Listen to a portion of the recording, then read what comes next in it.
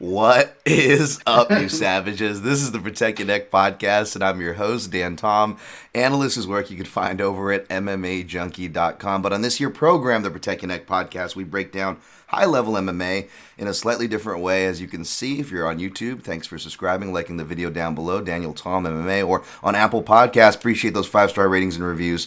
It's a top 5 show, and as you can see, or maybe have heard if you're on the audio version, the giggling or the hand signals, we weren't reenacting Wayne's World. That's definitely what was not happening. But I do have a good friend on the show, Chris Rini, at Rini MMA of Bloody Elbow. You can find his work at chrisrini.com or support his Patreon, because we need to all support good artists, especially in a space like MMA that lacks good people, good artists, etc. You can find that at patreon.com/Chris Rini. What's up, Chris? Man, Dan, thank you so much. I'm thrilled to be here. I love your top 5 shows. I've always wanted to be on one, and thanks for having me on. Dude, it's way overdue, man. Like I've been meaning to have you on for forever. You've been one of the few that have been submitting ideas. I don't think it's too much of a burn, but you submitted like top 5 club and subs, which I still intend on doing with you. Like way back in the day, like a couple years ago, I want to say at this point. And then the one we're going to be covering today, as you see in the title, folks, top 5 career-altering beatings, an even better idea, and definitely a theme that runs the gamut. So. You're too kind for listening to this show. I don't know what's wrong with you. You've got 2 kids, my friend. You shouldn't be listening to this show, but I do appreciate it. I do appreciate you coming on, man, because, again, someone I can shoot the shit with, an artist, a connoisseur of the sport, and so on.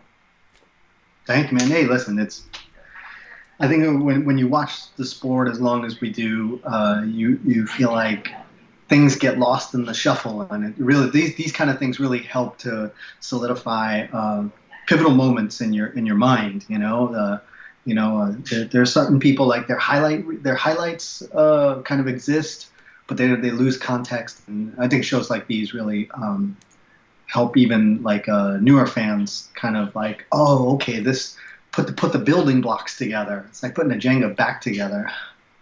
Yeah, and that's what I hope, at least. Like, again,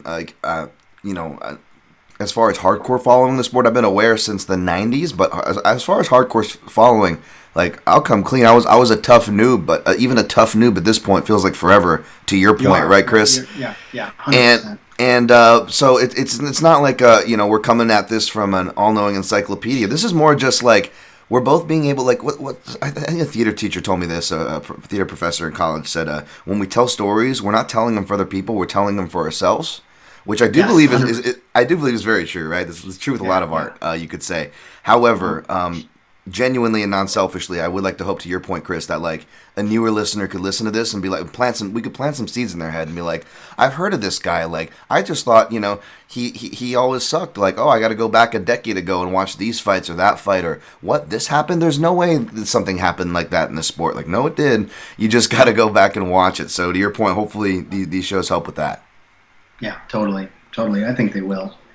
Hey, before we get going, you said I know, by the way, for people that, I don't want to plug something that's, as far as hard copies go, but you've been working on, I just got to give it a shout. You've been working on something that I've been lucky enough to grab, 2 volumes of. And I got to know, I know you've already teased it in another video. This is going to be a mainstay, but I guess talk about some of your work, and I'll let you. I got your Twitch channel also plugged here. I know you're going to start those ventures. Yeah, I think in September it'll go live. But just really quick. I know we're not the plugging types, but again, I said it kind of offhand. I said it before we started, so I want to make sure I get this out there. Like, we don't have enough artists in this space, and it's really appreciated. And somebody who, I don't want to say comes from, I studied it in school and I did poorly because I'm just a poor student and I never followed through with my art, which there's preach poor students. Hey, I got some funny stories, man, that tie with, there's some reasons perhaps maybe I got offset from art, neither here nor there. This isn't about me. But when I see someone like you that's like actually like an artist and actually putting good art there, and you've actually traveled to places I've been to, but haven't studied, in like Italy and whatnot, and you appreciate history as well. What makes you want to restore the history? Keep track of the history of this crazy, degenerate sport in MMA, man. What's going on here? I think that an artist somehow, like, you look at number one, art is one of the only things that survives from past civilizations. If you want to like think to yourself like what was it like for the Romans, there's a very good chance whatever you it comes right into your mind is somehow related to the creative arts, whether it's the what you would call the fashion or the seamstress things of like the legions, the fashioning of their helmets and their the gauntlets and things like that. Like those are part of the creative arts, and they're the way you tell the story, craftsmanship. There's the Colosseum, boom, just springs to mind, and it literally is like a piece of architecture, and it's the combination of the things that people create. Like you said, they tell the story of who those people were. You say Italy, and it's like boom, the David, boom, the Sistine Chapel ceiling. These things help us understand where a society was at a certain point in time. Like, oh, Italy in the 1400s, they were, at the pinnacle of their cultural contributions, okay, it gives some context, I could go on, but basically I am here, I'm looking at the world around me, and I see that MMA, it's a new sport. It did not exist 50 years ago. It's something that was created today. It is a symbol of the 21st century. It's a symbol of globalization. The flattening of the borders between countries. You don't say, MMA is a particular is particular to a country. It is more representative of the flattening of the world, and I'm here. I'm here to document it. I'm here to draw it. I'm here to enshrine it, whatever you want to call it. And I also enjoy the sport. I'm here to reflect what's happening in the world. So when we're all dead and gone, people will be like, "Look at that guy Chris Rini's work. That's what was happening back then. That's what was going on in the world." Well, I feel like it's a great kind of segue into this, topic, because if you read the topic, you could be like, "Oh, these guys just want to talk about dudes getting their ass kicked," which at face value. But to let us know, we're not all bad. No, just kidding. No, like we come from a place where not just we've been watching the sport or any of those, and not to be like nose in the air about it or anything like that, but not those typical standards that will usually be said, but also that we appreciate art because it may. Even though you did a great job of relating it, it may seem unrelated to some, but I also had this saying before I even knew of a guy named Musashi, and it was kind of a similar note to one of his quotes, though, why I reference him, which is like, I used to always say as a kid, like, if you're an artist in one way, you're an artist in many or every, because that was the only way I could explain why I love music, why I love drawing, why I love martial arts, and they're very different things to performative, to introvertive, to somewhere in the middle, depending on where you want to take it with martial arts. Right. But they are also all very connected. And when you say about the Colosseum, which I've been to, and like it gives you that effect, there is something about a building and a historical site, right? But there's also something about art. Now, for example, the parallel I'm about to give, which I didn't realize until you're talking, maybe that's why I enjoy, and I don't even think I said the title, The Fine Art of Violence, Volumes 1 and 2. I know. I'm sorry, that's my... on it too. I have it written right. I have all the stuff written right here too. I'm just terrible. I tell my podcasters like this. I write a page of notes, and I'm lucky, especially on breakdown episodes, I will get to maybe one or two of those notes. I will talk about everything outside of the notes that's like irrelevant to the podcast, getting me sidetracked. I will forget about the notes often. We will get to this list though, but I just wanted to really add in like that the Colosseum parallel in history. Obviously, I'm also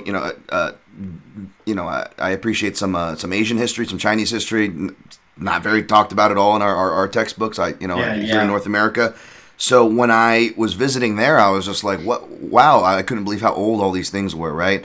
And I could go and wax on about that, but tying it to martial arts, I got to go to the Shaolin Temple, which was the basis for both my trips to China back like 20 years ago. And, seeing, a building, whether it was the parts that stayed up or the parts that were even rebuilt after the government, tore it down in the 30s, there was something like mythical about it because I grew up watching all those, Shaolin Wooden Men, the Hall of the Wooden Men with Jackie Chan and all the 70s, martial arts, kung fu stuff. Yeah. So when I was going there, like I had a Sony Discman, to kind of quote the times there. I remember like burning CDs was just a new thing, so I made a mix. Like I was such a nerd. I had like half of it was like the Star Wars score because I thought I was like going to the Jedi Temple and shit to test. Yeah, I love it. Oh, I love it. But great. but when I get there, what actually sentiments me with the most is we get to, for part of it's like a 3-day test, right? And they're like waking us up in the middle of the night, marching us out, this and that. But at the end of the test, we get to go and fight, even though it was no pads and probably some of the hardest sparring I did that was closest to a fight, granted.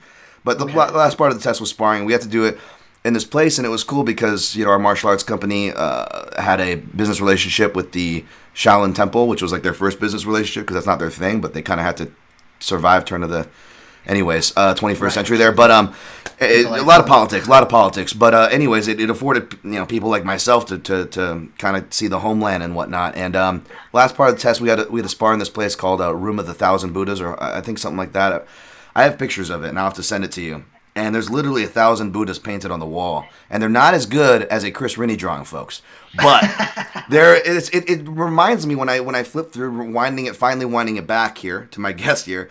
When I flip through your book, and by the way, you're also great about shouting out other great artists. I would love to give them a shout too. But all the art, in these volumes, it just reminds me of that, but better, obviously, because you're capturing moments. Their memories attached to things, as opposed to the Hall of 1,000 Buddhas. These are just mythical. There's no connection. It's beautiful. It's moving, but there's no connection to it. So it's really important. Long-winded explanation. Maybe other people don't care about, but I think it's awesome, man. So right. So that, again, art keeps things alive in that sense. So keep doing it, sir. Thank you, man. We're going to try to keep things alive, though, which is another thing. I don't know if I would go so far as to call this show art, but the importance of these top 5 shows rounding it back is because, and again, this is all relevant history. History tends to get forgotten, right? To the point of what you do, and I guess, to a lesser form here in audio medium, what I do, try to do in these audio podcasts, because the UFC schedule in particular is so relentless that we can't even remember these fighters that even us in the media, or me in the media, I get paid to like write profiles for Contender Series guys, for example. Mm-hmm. Their next fight can be 3 months. I have no clue of this person. I gave them a grade.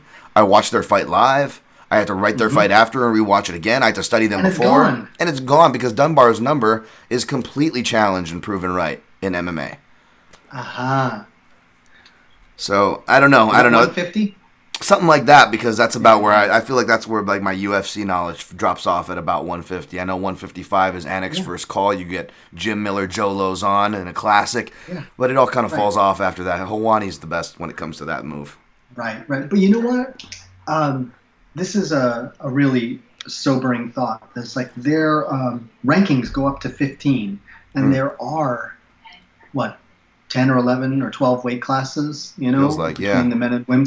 Like, that's it. If you don't know a ranked fighter, it's totally reasonable. There's no way that fans should be thought to be held to some sort of standard that you should know X number of fighters. Like, it's literally beyond the bounds of, like, typical human information retention. Absolutely. And that's what I tell people, whether they're, like, casuals, like, as far as coming into the sport, or I encourage them, or if they are like they fell out and they're talking, I used to follow, but this and that. I'm like, don't beat yourself up. This is a more common. It's perfectly explainable. You are a sane human being with a functioning brain. You are not supposed to want to keep up, or even if you wanted to, and it's your job, like me, you cannot keep up with this. Do not let that be a barrier to entry. And I think that it almost pushes people away because they're like, what? Game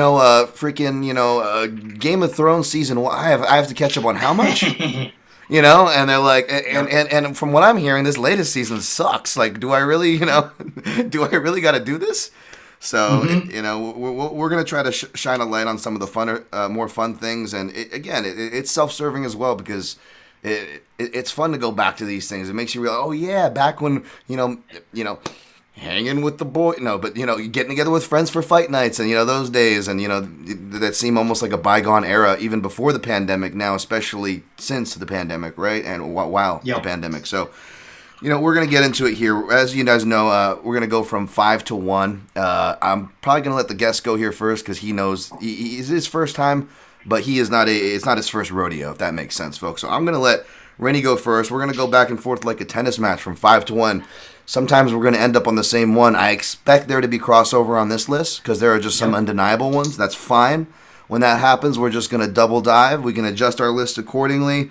Again, there's no hard rules here. Then we're going to give the listener list a shout, and whatever the listeners miss, whatever we miss, we'll hit it in the honorable mentions. So thank you guys. And in the comments below, if you want to say if we miss anything after all that, you can deserve to light us up or light me up. Send it my way. Light me up for what we miss. Okay. All right. So, top 5 career-altering beatings. I don't know if there's much setup needed for this, but I'll let you do the setup since it's your topic, as you can set up the topic and go into your number 5. All right. Well, I ended up with 11 picks. I probably still got 1 or 2 more. In the background. I love the hipster picks, and I love the honorable mentions on these lists. So I tried to make sure I had both my top 5 and I had some good ones on deck. I saw the fans of your podcast on Twitter, and I saw a couple things that they picked, and I was like, yeah, okay, we know they're getting covered. So let me go a little deep. It's not that deep. Number 5 though, hipster pick: Neil Magny versus Hector Lombard. Oh, nice. I totally missed this one. Go ahead. This is a great pick. That's all right, man. Great that's pick. all right. That's the only deep cut I got. I was just gonna lead off strong, and then it's gonna be like I feel the same. Everything you saw coming. Neil Magny has. So all right, I'll tell you. One of the last seasons of Tough that I watched live was Roy Nelson and Shane Carwin. And Neil Magny was on that season. And he got lit. You remember they used to do where they have all nothing but fights just to get in the house in the very first episode. And I remember he got lit up hard, and then he came back. And I was like, wow, that guy's got some resilience. He's got some durability. He's got some personal fortitude. And I've always followed his career. And because of his fight to get into the Tough House, I've always been interested in that. At least that's what Tough is supposed to do, and doesn't really do anymore, I don't think. Anyway, this was same thing, same fight. He gets lit up like crazy by Lombard, and I thought he was done. And then Lombard punches himself out, gasses himself out, and Magny beats the living daylights out of him from mount, which is like unheard of these days. To see somebody like the last time somebody got beat up in mount was Wyman Rockhold, which might be on someone's list. But really, he beat the living daylights out of him. Lombard never won a fight again in the UFC. He did have this after the bell DQ knockout of CB Dollaway, but it's nothing but pink on his Wikipedia page. And it was a long, long beating, and I think that's what it came down to. He was on the mat taking punches, and it was the kind where people were. It's rough when you go, oh, this is an amazing fight. Magny came back, and then that gets outshined by I'm really uncomfortable watching this dude get punched in the head on the ground. Yeah. So that's my number 5. Yeah, no, that's a great pick. I totally missed this one, and I won't talk about this too much because it could and deserves to get mentioned, so I won't burn it. But I was going over some trilogies, and I went over, of course, one in the lightweight division that had MMA's best example of a 10-7 round. Yep. And now that you're mentioning this fight, I'm like, this actually has probably the next best argument for 10-7 rounds, and it happens twice for 2 different guys, you could argue. You could argue the 10-7 for each guy in different rounds, which is the crazy part. Not even just 10-8 swings, folks, or 10-9 swings. These are arguable 10-7 and MMA 10-7 swings, where you've got freeze frames of. It's not us adding our dramatization. I think Mark Goddard is. First of all, you got Steve Percival, who, if you live in Australia or Australian, whereas I think Lombard was an Australian resident for a while. Did judo over there, or I think Percival also let Parosh get just AFK'd by Ryan Bader. He might have been the guy that let Hunt just get smashed by Miocic. Australia refs really let their own take it. They really you got to be tough night. You got to take it. But I don't know what it is. But yeah, like Percival's like letting him take it, and you see Mark Goddard. There's like a freeze frame of Mark Goddard watching as the observing ref in the corner position next to the commission, and he's like face palming because it's so like it was so, and he was vocal about it too. That wasn't just like some happenstance shot that made its way around, but like to Chris's point, folks, this was insane, and not just like Lombard was a decent favorite going into that fight, and performed like one in the first round. Yeah, and he's just like, let me mention this, like Lombard, especially during a certain stretch when he came over from Bellator and he dropped to welterweight after his lackluster performances at middleweight, he was literally like my number, and that short little span where he was like knocking Marquardt dead and some other guys, like he was literally not my favorite number one fighter, but the number one fighter that got the biggest reaction out of me to watch. Like the closest to when I was a kid, watching the tail end of Tyson, like McNeely and all that BS and stuff. That's all I really got to catch. Lombard gave me kind of those feels. It sounds crazy. It was really very, very short-lived. And none of those feels would ever come back after that fight professionally, although Lombard is still a scary MF. I shared a story with him last podcast where he texted me in the middle of the night. Last person you want texting you in the middle of the night, Hector Lombard. It's just like, it's like people were like, why did you answer, Dan? You're like, well, because I had this thought. I'm like, wouldn't he be more mad if I didn't answer? Yeah, 100%. 100%. It goes from 99% dying to 100% dying. I need that 1%, folks. Yeah, like the last thing I want to do is like also irritate him on top of whatever this is about. Yeah, not to timestamp these episodes, but I'm sure we saw the highlight of his post-fight altercation at BKFC, bare knuckle fight. Right. Oh yeah. Well, that's the thing, I'm like, oh gosh, I guess he's not. Totally. But if you look at the type of losses he has before this fight and after this fight, it's profound. Sure. Yeah, no, absolutely. And, again, you could say, age would have got some of our selections, or we can throw in speculations if it's around 2015, you know what I'm saying? When USADA comes in.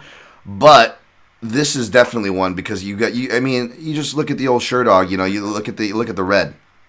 Yep, exactly. I mean, it really backs up. There's a really undeniable swing here, folks. No matter what your speculation is, so that's a great pick. It totally flew over my head, under the radar. Great hipster pick. Awesome. Whew. All right, cool. That was, I had a lot riding on that one. I'm depending on you to be the hipster here. No, just kidding. Because I feel like. Maybe my number one could be too. I don't know. I think my number one would be on the list, but I don't think other people would have it as high as me. But I feel like number 1 through 3, number 1 through 4 is all interchangeable. Sure. And I tried to go as hipster as I could for number 5, and it'll have some poetic tie in here for the list, I suppose. But my number 5 is very popular fighters. It's a popular fight. It's not that long ago, so maybe it's not that hipster in that sense. But I don't think people. I would be curious into where people put the decline of one BJ Penn at. And I chose Nick Diaz versus BJ Penn at UFC 137. There are 2 points, and I'll get into one maybe later, but it's interesting because he has the draw to Fitch, right? I believe he loses to Edgar, and the first one you could argue his way. And the second one, you're like, okay, there was a, maybe there'll be a difference. Maybe there'll be a difference in this camp. He wasn't training with the Marinoviches. He kind of but he brought them over to Hawaii. So this was the first trip where he's kind of moving away from the Marinoviches, where we saw him, because he got beat down by George St. Pierre, but he also came back and had 2 of his best performances ever back to back. So you can't say that the George St. Pierre beating was a career-changing beating. No, not at all. So and then hitting a ceiling. Right, and then Edgar dominates him in the rematch, granted at UFC 118, but it wasn't a bad beating. In fact, later rounds actually BJ's having success because he forgets that he could wrestle, and I believe it was like either Ed Gallo or Ryan Wagner, maybe both. Not the biggest BJ Penn guys, but you even give him you got to give the guy credit where it's like, man, this guy could have even been a better fighter, not just if he trained, because that was always his, his thing. How hard did he train? But if he actually put his skills, like Phil Davis. If Phil Davis stopped being a back foot striker and actually maybe you went to not that a camp change would have done that. It doesn't work like that. But if you went to like an AKA where they're going to put you on the front foot, they're going to make you use the wrestling. Does Phil Davis, do we get to see more of that sweet grappling? We're like, why didn't she use that more? Because Penn is taking down Edgar at the end of those rounds. He's got to draw to Fitch, and Fitch's stock is at its highest at this point, people. Even though he's already lost to GSP, it's at its highest because Fitch actually started getting better. He actually had entertaining fights with Eric Silva that really kind of... That is a stunning fight. That is just an all-time great one. Yeah. It's forgotten, man. And both guys fell off in different ways. Fitch kept grinding, as his moniker is, but you know what I'm saying. But there's this is during that time where like if Fitch was a stock, his stock was at its highest, right? Right. Exactly. He's the team captain at AKA, and BJ Penn comes out and he's taking him down and dominating him for the first part of the fight. He gets dominated at the end, right, which gives him the 10-8, but. There's still that, like, I did good, there's still that belief in him, right? He's not coming off of a big layoff and a post-retirement like he did with the McDonald fight, which is an argument here that comes after the Diaz fight. He goes into the Diaz fight because it's a shuffle. He's supposed to fight Condit. I remember even then thinking, like, I didn't want that fight to happen because Condit at this point, and I won't talk too much about him, at this point, Condit's stock was also toward its highest. He was a killer. He was living up to his moniker, and I was like, this is the first time BJ Penn's really going to get finished. If before he goes up against Condit and just gets a head kick to the head. Yep, Yair wouldn't have been the first one to get that first knockdown on Penn. You know what I'm saying? It would have been Condit, I think. So I was glad that didn't happen. But then they had to face each other like kind of friends. Diaz helped Penn get ready for Florian in that camp. Both Nick and Nate. And if you look at BJ in that fight, it's weird, man. This is one time where it was like you could really... I mean, he was a guy that, say what you will, pound for pound most courageous fighter. Biggest balls, BJ Penn. Fight anybody, anytime. You look at maybe it's a problem with southpaws is why he has another problem with Nick, because at this point, unless you were a big wrestler to get him down like a Hughes or George St. Pierre, he lost to only southpaws, which was Pulver and Machida, which is crazy. A guy who fought as low as bantamweight and a guy who fought as high as heavyweight. I mean, this is BJ Penn's resume, folks. And so he's facing a really, obviously a skilled southpaw, but there's this almost like thing where like when you went with somebody and you know who's the better person when two training partners go together, there's almost like a quiet confidence and a quiet urgency from one, right? Quiet confidence from the guy who always won, and a quiet. I've done this before. I know how this is gonna go. And it doesn't mean that the guy with the quiet confidence that always wins in the training room is going to win in the fight. See Mike Pyle versus Matt Brown. Exactly. Matt Brown was training at XC a lot during that time, and Mike Pyle, like he did to everybody, got the bet, just pushed his shit in. But when it came to fight time, as much as I love Mike Pyle, no disrespect, the urgent guy came out and blasted him off his feet, and Matt Brown. So it doesn't pertain to a result, but I do believe there is a quiet body language when two fighters with training history come. And I'll throw it to you here, Chris, because I'm rambling, but what I loved when I went back to rewatch this fight is that you forget how well BJ does in the first round. He actually messes up Nick Diaz's eye really bad, gets some takedowns. He's going to the body. He's got some really cool grappling exchanges in the first round. I remember that was like, oh, wow, well, maybe we're going to see something totally wild, that you didn't even see coming. Totally. And in the boxing, too, this isn't the last time we see Perlo in his corner, but it's the last time Perlo has a meaningful impact in his camp, and you can tell because it's the last time BJ Penn's boxing looks good. Like, he's at over a 6-inch reach at disadvantage, which is huge statistically. And he is, whether he's coming forward, going to the body and head, or he's waiting and he is jabbing with Nick and countering over the top of Nick, it was super impressive. Just like everything, he didn't have the gas. Diaz in his camp knew he didn't have the gas. Right. And they go, and the crazy thing is the beginning of each round, Chris, and anyone who watches it, like, Rosenthal just gives up on trying to, how they'll make the fighters go back to the cage. Yes. And if they're really urgent, they'll let them settle for not going to the cage. They'll let them get to the warning track, and they'll be like, okay, good enough, fight. These guys wouldn't even get to the warning track. They are literally at arm's length apart from Rosenthal, who's not a big guy with a big reach. He's at full arm's length apart, pushing them at the beginning of each round, even when BJ is gassed and beat up, because the second round was arguably worse than the third for him. But it just showed that, when two, and especially I've been having to deal with dog fights, when two, pit bulls or certain, those breeds, those really go after it. You see that ingrained nature in them, whether they know they're going to win or they know they're going to lose, the objective remains the same, and it's incredibly scary. And BJ the at the end will to win might not be there, but the will to fight, it doesn't go away. I think you think that's a fair way to put it? Yeah, exactly. Although, and to cap my long-winded explanation of this pick with this is, I would say exactly. Although, and here's why it makes my pick, Chris, is because BJ, for all you can say about him, his wills to fight there. That is the one thing you can say. But in the post-fight interview, he does the emotional retirement thing, which we've seen before. But to BJ's credit, he didn't retire a lot at that point. He wasn't like a Randy Couture who would retire every couple of years toward the end, right? And kind of fight in seasons, right? And Joe Rogan actually goes to follow up on him to make sure it's not some emotional fighter thing. Because he's, at this point, BJ, it's crazy for people now to hear this. BJ's regarded still as one of the greatest of all time at this point, folks. Which sounds crazy, but it's true. It's true. And Anderson Silva was calling him the best of all time. Exactly. I know the best. Yeah, the best. Just a beautiful moment, right? One of my favorite aerial interviews, too, in studios. That was great. Anderson do it, speaking almost full English pretty much, which was amazing, like keeping it under his pocket. But yeah, he Joe Rogan follows up, and BJ goes, because another thing that's crazy is BJ got a TKO stoppage, and he's been beat up by like a St. Pierre. But even in those fights, he never really bled. It was hard for him to bleed or show damage. I remember that about the post-fight interview. He was like, "Now my kids have to go look at me." Yeah, it was hitting him like that, and that the way that the fight game was gonna bleed. He knew it was gonna bleed into his personal life. And once again, it's a shame it was an in-cage, retirement that lasted many years and never ended. But it was a moment that you could look back on and be like, "Ooh, yeah, this is a fighter not being able to separate who they are as a fighter versus who they are as a father, family man, or something." Now he's like, "Oh shit! Now my family's got to deal with the repercussions of my fighting." Yeah, and even though it was emotional, you think back in hindsight, maybe that it was not just the last of his boxing in that fight, maybe the last of his self-awareness, because maybe that was the right move.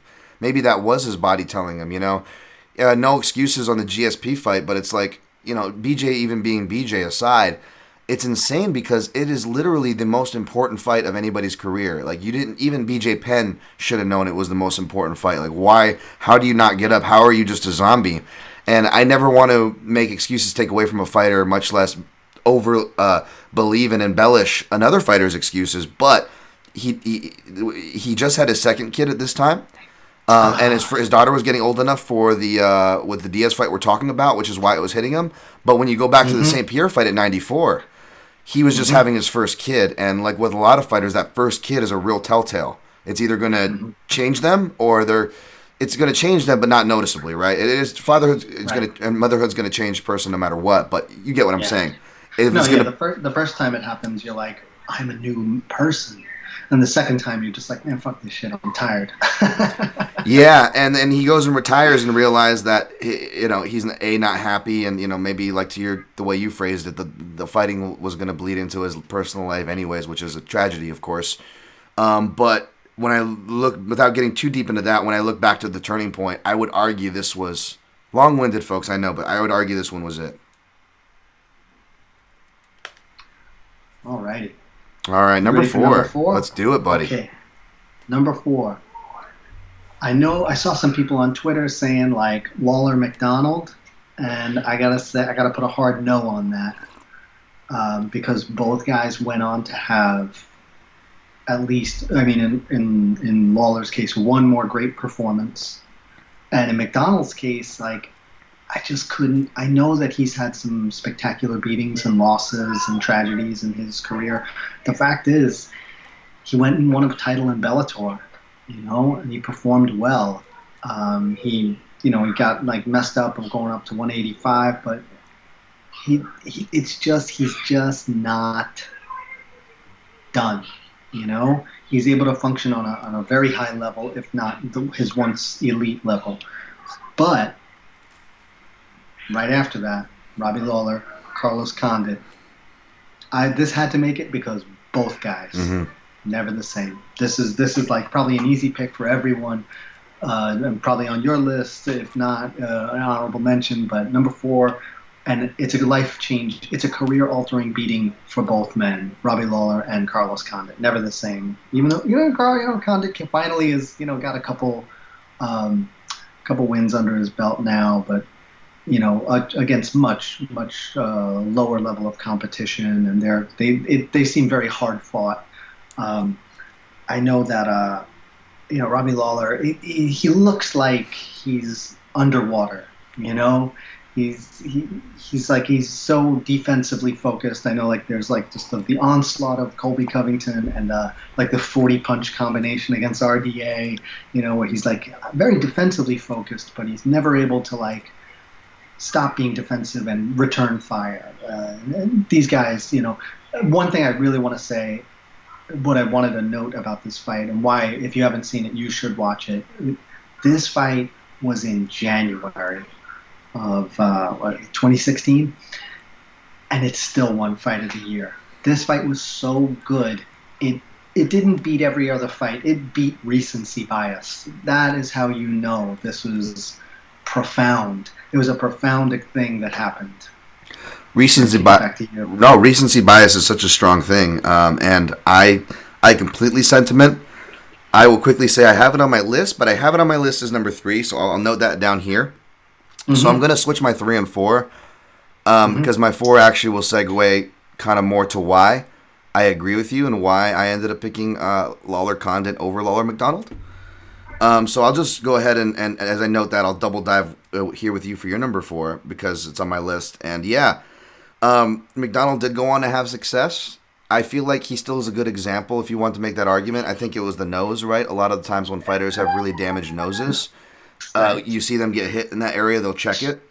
Perhaps other areas, which I'll talk about here shortly on my would-be number 4, which is another, which is what edged out Lawler McDonald. Plus, when you have a Lawler Condit example where it affect not just one but 2 guys, I know Condit is, kind of, doing his best how Condit got his groove back impersonation right now, and he's going through the motions, and we love to see it as Condit fans, but it's not the same, It's not the same. It's a different guy. It's a different guy, Dude, I'm 42. I've never been much of an athlete, but even I can tell how much I've deteriorated versus what I was 15 years ago. I was just having that thought because I imagine mine's going to be coming soon. I'm not an athlete, but I have a lot of miles. It's weird. Like, I can say that like I was throwing punches and kicks a decade and earning my first black belt, which I shouldn't have gotten. I don't count, granted. Like before, a lot of these active UFC fighters were born, and I'm not that old, so that's really weird to say. Just because I've been doing martial since I was a wee boy there. But like, so it's weird to say, but so I'm not trying to make any direct comparisons. But yeah, I'm like, even though I've also had deceptively long miles, I've had a lot of time off because of injuries. I'm curious of when I sign back up at the gym this year. Now that I'm double vaxxed and whatnot, and I'm going to start venturing in those waters. Good. But I'm like, how the heck am I going to look? What's older Dan Tom going to look like now that I'm going from the back end of the 30s now? I'm entering, so we'll see. But no, man, you're right, because Condit, we wouldn't see the same Condit, and we'll get to how you scored it here in a second. It really doesn't matter to me. It was one of those fights where. Yeah. And not that it doesn't matter. That sound callous to Condit because that would have been huge. Lawler was already champion, right? That would have been huge for Condit. I'm not trying to take that away or downgrade that, but like it was just such a great fight where as a viewer it didn't matter. You got the image of them tired and McCarthy rubbing their backs. Oh, amazing. Do you ever do a drawing of that, Chris? That feels yeah. I did. That's in the vault, right? Okay, I've seen that one. I think I've seen you maybe post that one, maybe. But it's one of those images that again just it floods the mind when you think of these things. So it's a great pick. You look at their careers, very much changed. I think Lawler, like he beat Cerrone, which you could actually like go back and argue a Cerrone win if you wanted to. Not that I would, but like you could, right. You know what I'm saying? Just to point and then who was his other win? I believe it's I don't know. He has one. I don't even think he has one. That's the only one. That might have been it. Yeah, I think it is it actually. Because he lost to Magny. What stuck out to me is I think both of them having lost to Magny is some kind of weird watermark, litmus test or something. Like that's where you are. No disrespect to Neil Magny, he's on my list. But anyway, what struck me the most was that Condit headlined a UFC on Fox event shortly after that, or a while after that, and he got finished quickly by Damian Maia. And what he said in the post fight was like, "Oh man, I got punched by Damian Maia, and I felt it. I it took him out, and that's how he was able to get him down on the ground and secure the choke." And I was like, "Ooh, that ain't the kind of thing you hear from Carlos Condit. This is a guy who's like, getting bombed on by Johnny Hendricks only a year or two previous, and then comes back." And I don't know if you remember at the end of that fight, you were like, "Oh man, if that was 5 rounds, Condit would have taken it." Yeah. And this is, you go from that to getting knocked down by Damian Maia. No, that's the game. It's the game. Yep. Yeah, it is, man. Totally. Round 3 Condit and round 5 Lawler. Those two tropes. And I wrote Robbie Lawler public enemy number 1 because I feel like he comes up on a lot of these lists for career changers. He is definitely one of those culprits. Yeah. And I know a lot of people carry those stats, and if I was a better podcaster, I would have them ready for people's careers, the career changers. I will argue in my defense, though, that another reason even if I wanted to take the time to do it, I might not have, is because a lot of stats, they're very misleading because you've got guys like Jones on there who is A, one of the greatest of all time, and B, was and I was saying this, I'm not one of these people who've been saying it just in the past couple of years when it's trendy. I was getting eggs and shit thrown at me, not literally, but for saying it at the time that he was getting served up veterans at the very end of their tail when they were still being overvalued if you actually go back to that narrative of time. So it's hard to say. It's like, okay, well, these guys were already due to spoil. You know what I'm saying? Right. And they were not just being fed to a young guy; they were being fed to like the guy. So how much do we really weigh that? And then others are like guys who aren't even good, or you think of as like finished. You know, because if we're gonna go by that scale, it's like, oh well, the Khabib, those kinds of beatings, right? Those tend to change people. But it's like, well, even Barbosa, for as many miles as he had, he's still doing the dang thing down at a division which should amplify his fragility and his vulnerability. It doesn't. Gaethje was able to reform his style after that fight. So it's our RDA went for a title up a division after being dominated by. I'm not trying to shit on Khabib, but I'm just saying these stats can be very, very deceiving on who gets credit and who doesn't for changing careers. Yeah, I what is it called? I noted what people's records were before and after whatever pivotal fight is, but I do see, I agree with you that simply reading out numbers to back up your argument has it loses its value versus these really the intangibles of BJ noting that his body is starting to give out, and Condit noting that he got hit and it hurt and knocked him down and he couldn't recover in time.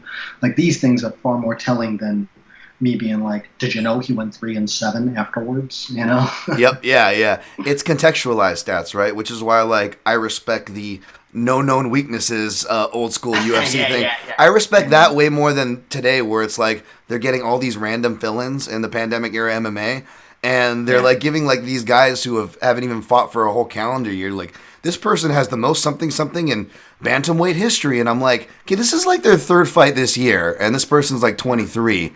And bantamweight's been around for a minute. What kind? How much are we skewing just to find numbers to put up? And that's the dangerous thing about stats is you can find sexy stuff. That's not the problem. You can find and make a living off sexy stuff, which perhaps is my problem. I should be doing more of that. But that's also why I try to focus on more conceptualized stats. I just went on a southpaw rant. But speaking of which, this is a good time. Let's do a Chinese fire drill because we had a double dive, and again, my original number 4, which I'll now say as number 3, so you can get your number 3 up next, Chris. Connects to this because again, Lawler McDonald, you could point to the nose thing and that kind of trope where a fighter gets injured and you could tell it's always in their head. And if you want to make your argument for that, Lawler McDonald, that's fine. But I feel like GSP Koscheck is a better example of that, which will be my newfound number 3 here, which is fine. You could interchange these. Because it wasn't a nose, it was an orbital. But even though Koscheck I think he would get a split decision against Mike Pierce and KO, a past prime Matt Hughes, the rest of his career was red.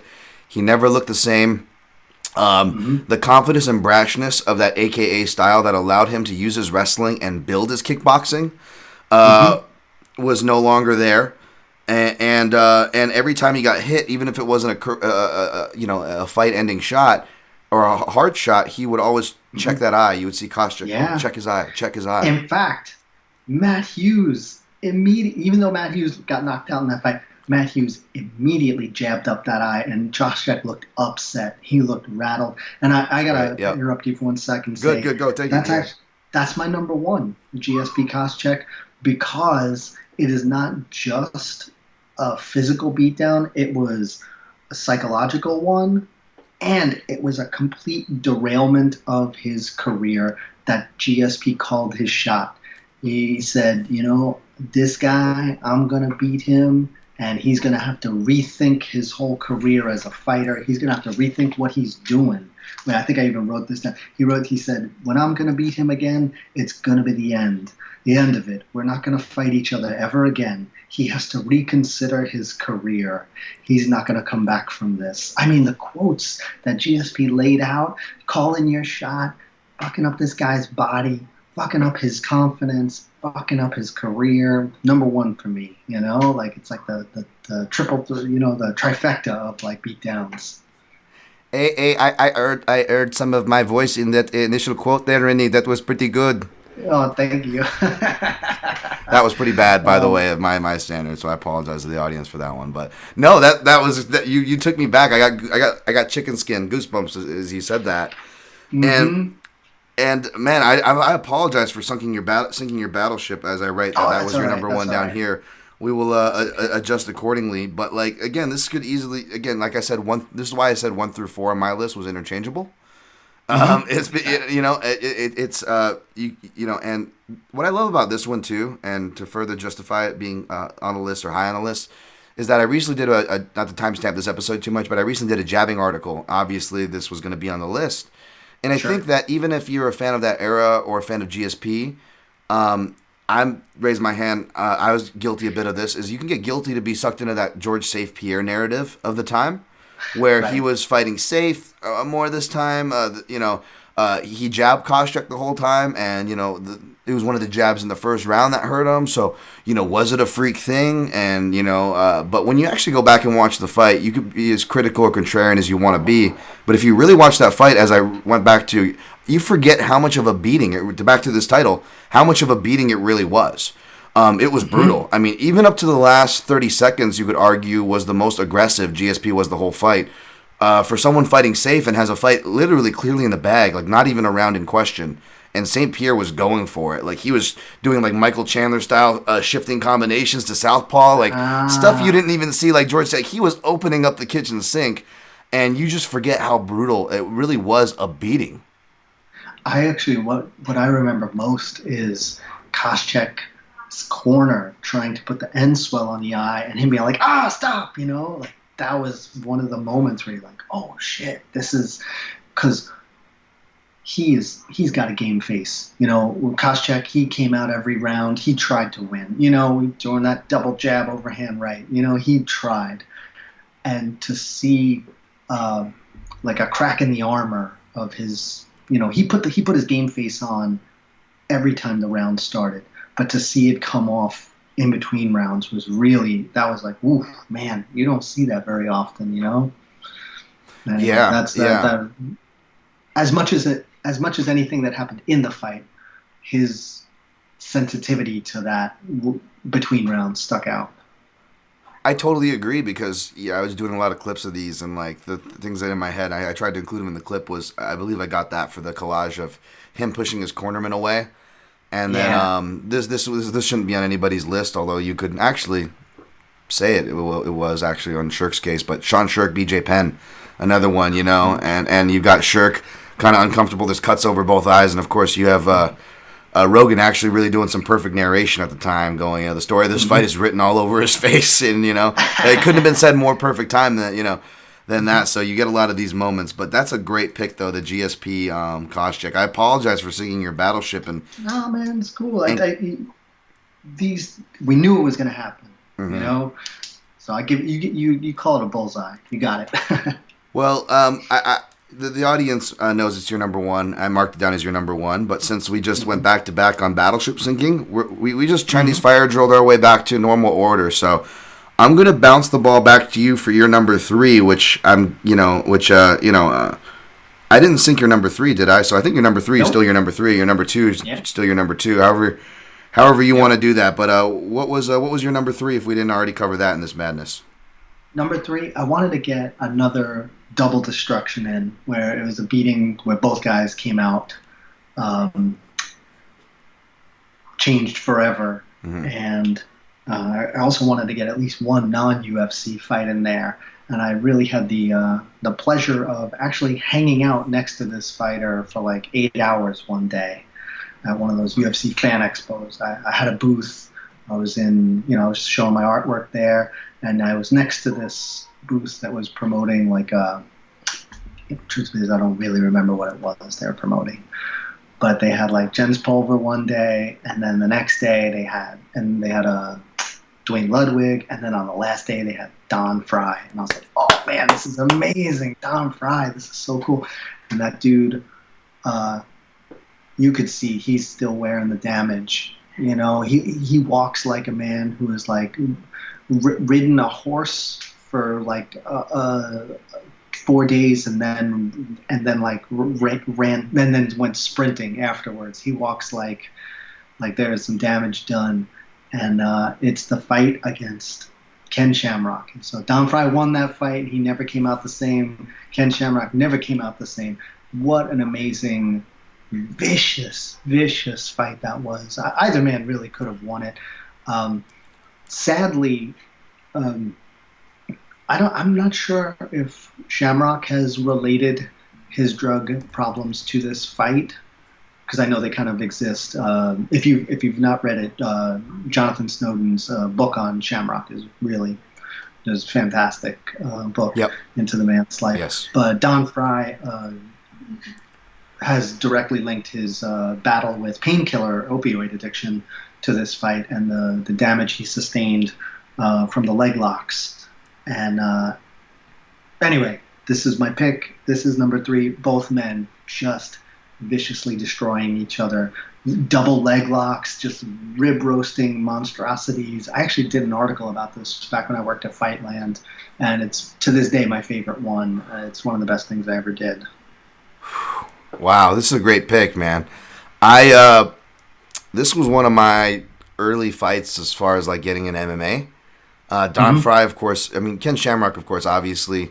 I when I was a fan of WWF, what it was called when I was a fan of it, it was it's that golden era. I mean, I grew up with it in the '80s, and the $1 Million Man, the original $1 Million Man. I don't know who the other guy is now. I'm lost, but it was the golden era. One, yeah, as far as I know. That's right, baby. And I also was a big Hacksaw Jim Duggan guy as well as a kid. Big time. Who I imagine would do real well today. But no, but listen, like it was like the golden era, right? So Shamrock was in there, and so Shamrock, was like, oh, he's a cage fighter. That kind of made me, I was like, oh, that's the guy I saw on these UFC videotapes in Blockbuster, and that's how I kind of stumbled onto UFC, right? And Don Fry, he was a guy that just, he actually was in movies, but, for me, I was like, wait, what? Did Tom Selleck take steroids? What happened? 3 Men and a Baby. Yeah. Now he's fighting in a cage? There's an old reference there. I think we had, I was on a podcast where someone referenced Steve Guttenberg, the name I haven't heard in like 20 fucking years. And I'm like, so I'm going to throw 3 Men and a Baby reference out there. But, yeah. Yeah, I'm in good company, my man. But I'm more of a Magnum PI guy myself. There we go. But yeah, this was a classic. This was like a classic fight. I went to watch this back when I was going to watch going back to watch the Rutten and Frank Shamrock fights and Pancrase. Like in my mind, I lumped a lot of the Japanese stuff together, although those were just two different organizations. We're referencing Pride and Pancrase, obviously. But yeah, this was one of the early fights that I saw, man, and it was. You're right, because you get the fisticuffs standing on the ground, but there's these leg entanglements that really just are burnt into my head. And yeah, Don Fry was definitely one of those guys, and it's hard to, when you say career altering, it changes it. But I was listening to audio documentary. Shout out to my guy Nate from MMA True Fan. They do really good audio documentaries. Go check them out, folks. They did one on Don Fry and him just talking about, I believe it was to Mark Coleman, probably his first fight, I'm guessing, how brutal that was. And like he was detailing like the healing, and it looks like he fought like 6 months later, which is like insane. Absolutely insane. I mean, insane. you forget about it. What was it, Rodrigo Dam, though? Like, I was rewatching him versus, like, Gilbert Melendez, and, like, before that fight, they're like, oh, he fought with, Stitch is still in after getting his appendix removed in Japan. Like, this was, that wasn't that long ago, Rodrigo Dam. But, like, this is kind of the era, folks, right? That these guys would put their bodies through whatever could get them to the fight night, whatever painkillers they had to take. Back to your point, and I have that book as well. Shout out to Snowden and Shamrock. That's a fantastic shout. And Chris, I think we were at the same fan ask. Was this Las Vegas? Yeah, this is 2014 Vegas Fan Expo. I got picture next to Don Fry during this. Shout out to my guys, MMA Junkie, George and Goes. I was working with them, and they hooked me up. They hooked me up with an expo pass, and we met up with Don Fry once he was done with the booth. And I don't know where Don Fry, especially I think he was supposed to not be drinking at this time, and. My job was to escort him from the booth to where we were. We had some nice seats for Edgar Penn 3 in a kind of one of the upper booths there. And so he could go and drink. But like the whole, and we're in an elevator, so I'm pretty close to Don. I'm like, dude, this guy smells like he started like a while ago. Yeah. This guy is already, where did he have time to? And it was great because he's just sharing us stories like, I remember back in Japan in Pride and BJ came on the bus. And he was just sharing like all these like old stories and stuff. Oh, that's great. And speaking of another career changing beat, he gets beat after that, and we're all speechless because it was weird. BJ Penn, again back to he forgot his boxing, right? Tiptoe fight. And even Don was just speechless. He and just out of respect because he didn't want to say anything bad about him. He just was just like, and again Anderson Silva, means a lot coming from Don Fry. He goes. That's still one of the most toughest sons of bitches that this game's ever seen. And he does remember that's all he said after the fight. He didn't want to disrespect him. He's just like, still one of the toughest. I was like, damn, Don Fry. Yeah. Actually that trip, I actually met Goes, and he was super nice, man. He was awesome. Of course, he's the man, dude. He was so kind and like gave me a ton of time. Took me for a little tour of the Junkie studio, and we shot shit. Yeah. And we've never really gotten to shoot the shit again. But I'll never forget that. Like he listens, so I'm sure he'll reach out to you. I feel like, that's awesome. It was really, really cool. He was very, very generous. I really appreciated that. That sounds like his MO. It sounds like both the brothers' MO, man. Like I think it's just saying. I say on all the podcasts, like just it's hard to find genuine people in this space, and those dudes are one of them. They're longtime OGs that I don't know if they get enough credit for their length and consistency that they do with MMA Junkie Radio. It's insane. It's what it is. It's I don't know how they did it, and. Yeah, those guys are just golden-hearted dudes. So that was really cool, man. Like our cross probably went like this so many times, man. Oh, yeah, totally. We'd probably walk right by each other. That's a great number 3. I'm sorry I hijacked it with random. But Don Fry will do that, He just makes you think of all these things. And that fight is a great pinning point for a man that can do that. All right, so my number 3 was originally Lawler Condit, right? So we're going to move on to number 2. I guess, right? Yeah, because I still have 2 to go, so I got to go here. So this one, I wouldn't be surprised if it's on your list as well. To sink hopefully not sinking your last battleship, but this one's a real common one. But it's perfectly undeniable because it's a guy who wins a bunch and then he literally loses a bunch. He's got 2 uninspiring decisions. Or not decisions. I think he even submitted one of the 2, Mitch Gagnon and Philippe Nova. Yeah, I knew this was going to be there. And you know what? I made sure I did not put it on my list. I was like, I know this. People are gonna. I tried to go with like the physical beatdown, and then there's like the psychological damage, and there's the career damage. I tried not to make it too much about. I try not to get focused on the physical because there's other ways that people get damaged, whether it's their mind or just their ability to function as a fighter in the landscape. But please, TJ Dillashaw, Renan Barão, this is probably one of the first ones I thought of. Just a stellar pick. Go for it. Well, all of our picks, and maybe not Condit, Lawler, or Magny, Lombard, but all of our picks and pretty much majority of the picks that are in the pool, so to speak, which I find interesting, start off with the person and subject. To be beating, it's probably going to be a prolonged fight, which is kind of a given if we're stereotyping with the title. But the most concussive and damaging stuff happens in the earlier middle of the fights most of the time. So you could argue that the fact that what they say about concussions, what we do know, it's not the first one. It's the repeated after in that window is what's really dangerous. That's a common thread that's really noteworthy that we should all note with this list. But B, I feel like that this Barao and Dillashaw is one of the best examples of that too, because I believe the second fight repeats itself too, where he gets dropped early, but he really gets dropped and pretty much knocked out with a right hand early, and comes back when he shouldn't. Barao does, and of course with MMA being MMA and his team being his team, which is in the world of MMA, stopping it is never on their head. It's never even on the table, and Barao is never in that fight, not once until the. I don't even want to say it's merciful because it comes in the 5th round. I mean, merciful would have been the 1st round when it should have happened. He takes a long beating. So I'm glad you listened to the show. You know how it is. I usually will do that move, but Rini is such a pro. He did it for me. Chris, what do you have to say about this one? I think part of the reason that fight went as long as it did is because of the aura of Renan Barao. I think this one I wrote down. Let me see.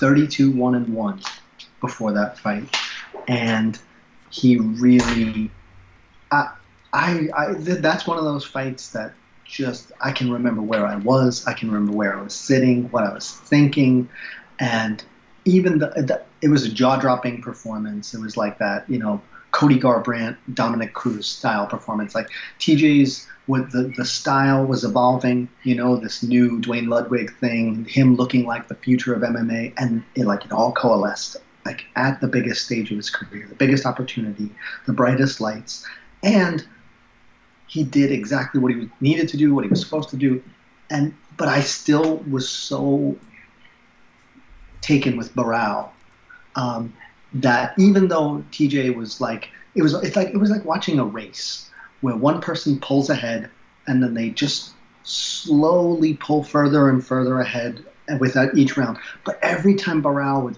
throw a meaningful strike, I would grit my teeth back. This is it.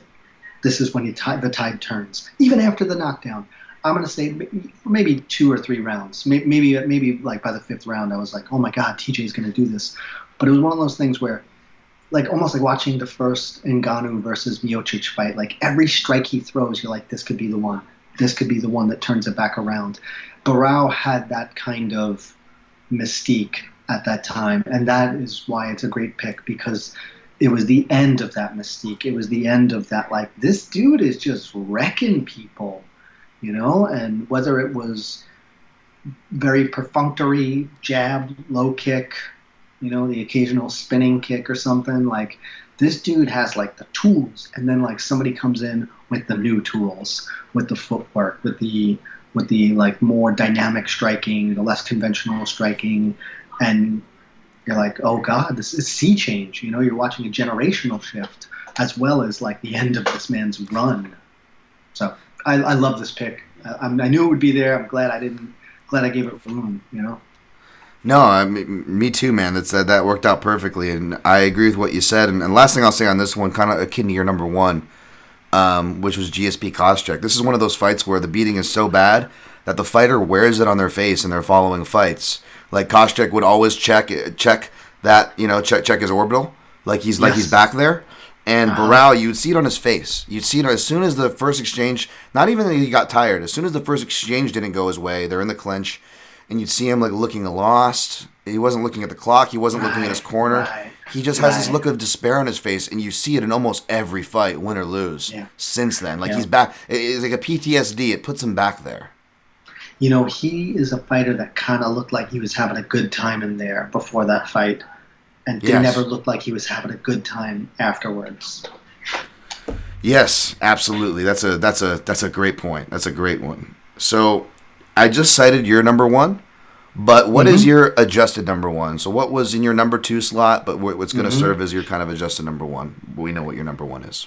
Yep. This would be Holly Holm versus Ronda Rousey. Talk about Very somebody nice. who never came back. Not only never came back, never said a word. The media thing, the time off, the hiding, the walking out the airport with the pillow, not doing media afterwards, forget it. forget it. You know, she beat the person, she beat the mystique, she beat the legacy. She really, if there was a moment in that fight that I thought symbolized what happened, it was actually a strike that didn't land. It was that one where Ronda's like, it's been memed into having like the bullfighter, you know, thing where Ronda like lunges at Holly ducks underneath and scampers over to the center of the cage, and Ronda just kind of like stumbles into the cage after having missed that punch. That's it. That's like this person who was, you know, unstoppable, dominant, you know, dictating the pace and the direction and everything of all the fights that she's been in, literally stumbling across the cage, unable to even engage with her opponent. I feel like, you know, there's a certain amount of symbolism in that moment, and, you know, like she can no longer control the path of her career. She can no longer dictate, you know, how things go. Like things are no longer in her control, both in the cage and out of the cage. Like that's it. That was the moment. That was the one that, you know, you watch somebody lose and never be the same again.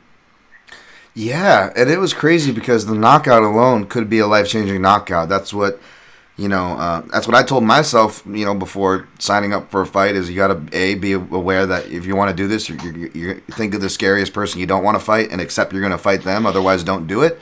And B, accept that all it takes is a shin to the head, whether you're going to practice or you're going to compete, for you to be irreparably changed. And you know, even without knowing the science back then and making that agreement, I still knew that head trauma enough to know that head trauma was a serious thing. But with this one, it's different. And peek behind the curtain, you know, a lot of comparison with right now with, not to timestamp too much, with Harrison and Rousey, and I may or may not have been tasked by my editor to write a piece between those two.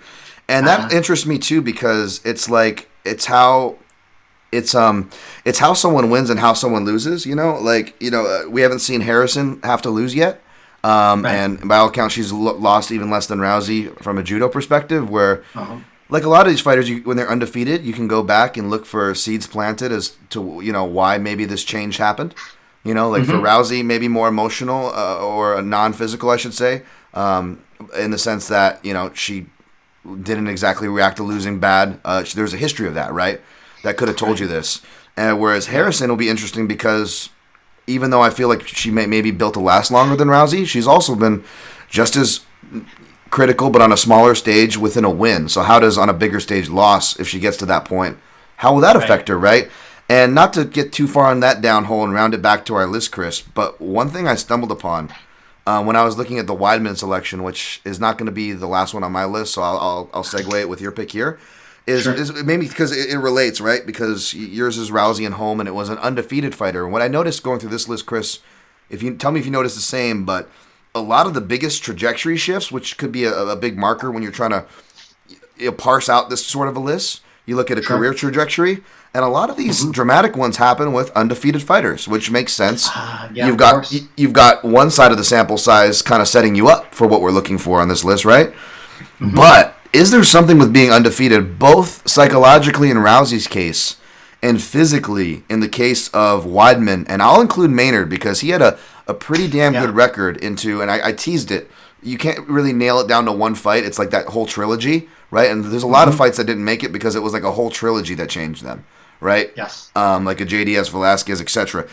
So Maynard was on a similar thing. And what I notice with a lot of these wrestlers is, A, people don't realize that just because they come from grappling doesn't mean, A, they underestimate the miles, but B, they underestimate how much head trauma is involved in grappling still, especially wrestling. Yeah. And you see that because even though Weidman's is certainly Rockhold and Maynard's is certainly a series with Edgar, like we forget that Maynard, you know, was, you know, leaning on his chin. Maybe you could say that Diaz fight where he won a decision. That's the last time where you see his chin dependable. He's making really questionable decisions. He's not taking damage well even in that fight. You go to his UFC debut, he knocks himself out going for a takedown, which is actually common with wrestlers. People don't realize. Yeah. It wasn't just a freak UFC. We thought it was a freak UFC thing. I know, and I was still relatively new to the sport, so I was like, wow, I've never seen this happen. But it's actually pretty common, and we've seen fighters do it since, right? And with Weidman, like I tell people all the time, you go back to the Machida fight, he's asking even Machida and Belfort fight, his last 2 wins as a champion. He's visibly asking his corner what he doesn't know what happened. He doesn't remember the rounds. He doesn't know if he won. Like, there's some scary shit. Even in the fight where he finishes Belfort, he's asking his corner what happened. Like, so there's these little seeds with these undefeated fighters where it's like they're undefeated, but it's like, are they also predisposed to take the biggest falls in more ways than one? I don't know if it's an obvious thought I'm sharing, but it's just something that came across with this list. On a psychological level, that's easy to go for, and I think it's who talks a lot about that is Eugene S. Robinson. He has an extreme distrust of fighters with undefeated records, and I think that's a valuable perspective to take.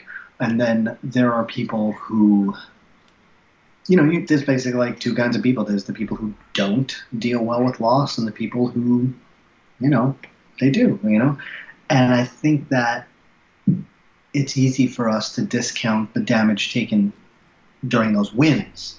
I think it's very easy to look at the 0 and be like, nope, keep moving along, you're doing great, you win, it's almost like the win erases the need for self-reflection on the damage that they took.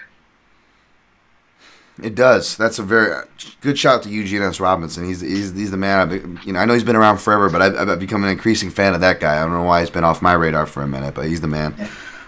No, and I agree with that sentiment absolutely. And it's just a very interesting thing to think about coming off this list. Almost as interesting as the fact that, again, a lot of these, not so coincidentally, there was some early head trauma. Even Rousey, didn't she state herself that she didn't? There was a shot before that head kick that happened that put her on autopilot. Actually, I believe she said that she was in a fog from the first hard left that she took in the first round. Yeah, I think. I hate to bash on Rousey because I know she's got a funny relationship with MMA in general, Right. Sure. But it is one of those things where you're like, I don't know. It's I would call Ronda Rousey what they call in literature an unreliable narrator. Yes. Great. Perfect. Yeah, that's the best way to put it. No judgment. Yes. That is a thing that is real. Perfect. Both in life and in literature. I love that term. That's a perfect term. Yeah, no, absolutely. That's a great term there. All right. Wow, man, your list was awesome. There's 3 of 5 of your list aren't even among my pool. That's embarrassing for me to say, but that just shows how shows how good you did, sir. That's props. Oh, sweet. I feel good now. And thanks. My number 1 and 5 tied together, and like I predicted, they weren't taken. Again, very popular fighters, but and very popular fighters who had very popular declines, very long declines. And the crazy thing is, this fight's not cited enough because it's like Lawler Condit, where both guys are different, except this wasn't 2-way traffic. This is probably one of the most 1-way traffic next to Dillashaw and Barao on this list. Except the person, unlike Barao, wouldn't wear it on his face, although he would wear the scars, because he is so, and I mean this in a non-discriminatory or a non-negative way, take the spirit of man, he is so batshit crazy that he went on to create many moments despite a losing record. That is Diego Sanchez, BJ Penn at UFC 107, when the reason why Anderson Silva or these other greats refer to BJ Penn, it's because for one night in Tennessee, folks, in Nashville, UFC 107, December 2009, we actually got a glimpse of one of the best fighters on the planet. Really, it really was. You could call him BJ Penn, you can call him, it doesn't matter what you want to call him. That night, that was one of the best. And it was just a picturesque performance. And again, to fit this theme, right when, and when Joe Rogan still kind of had his magic touch, right? He was saying things at just the right time. He said, Freddie Roach credits BJ as being the best boxer today in MMA. And he hits a slip counter cross, knocks Sanchez down and almost like out when you look at it. And he's like doing like a turtle tripod, and he's getting even hammered. And Sanchez actually goes out and drops and collapses again, and then gets pummeled by ground. Which, by the way, BJ Penn, I forget how good his ground and pound is, because when he beats Matt Hughes the first time, he actually doesn't take him down. He knocks him down with a right hand, and he rocks him with ground and pound. And Matt Hughes is actually unconscious Like he doesn't remember. That's why his RNC defense is so bad. And, BJ, obviously, he bashes Joe Stevenson. Like, again, back to my previous point, like, why didn't this guy just become a top grappler, pressure wrestler? Yeah. Anyways, neither here nor there. He is just giving it to Sanchez. And, again, unlike the Rousey Holm, because I didn't go long, so, again, you can't, unreliable narrator, it's not like you can blame anybody for not stopping this one. This is one where maybe you could have argued. I know it was Sanchez's spot. He was durable. But, but we're speaking from hindsight because if you remember, folks, Sanchez wasn't the Diego Sanchez that we know him here today. He only lost twice at this point. It was up at welterweight. It was a split decision to John Fitch and a decision to Josh Koscheck where I think he had staff during that fight. And again, unreliable narrators as fighters are, to his credit, he did beat Koscheck in the Tough House.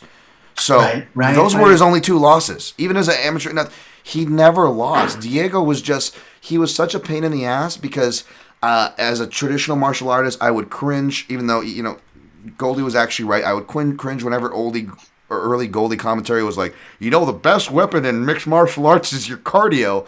And I'd be like, fucking, I'm sure Conor Rebush was probably doing the same, fucking cheating athletes. We're just, we're sitting there, and Diego Sanchez was he was a chin bully. He was a cardio bully, as the fight site kids say.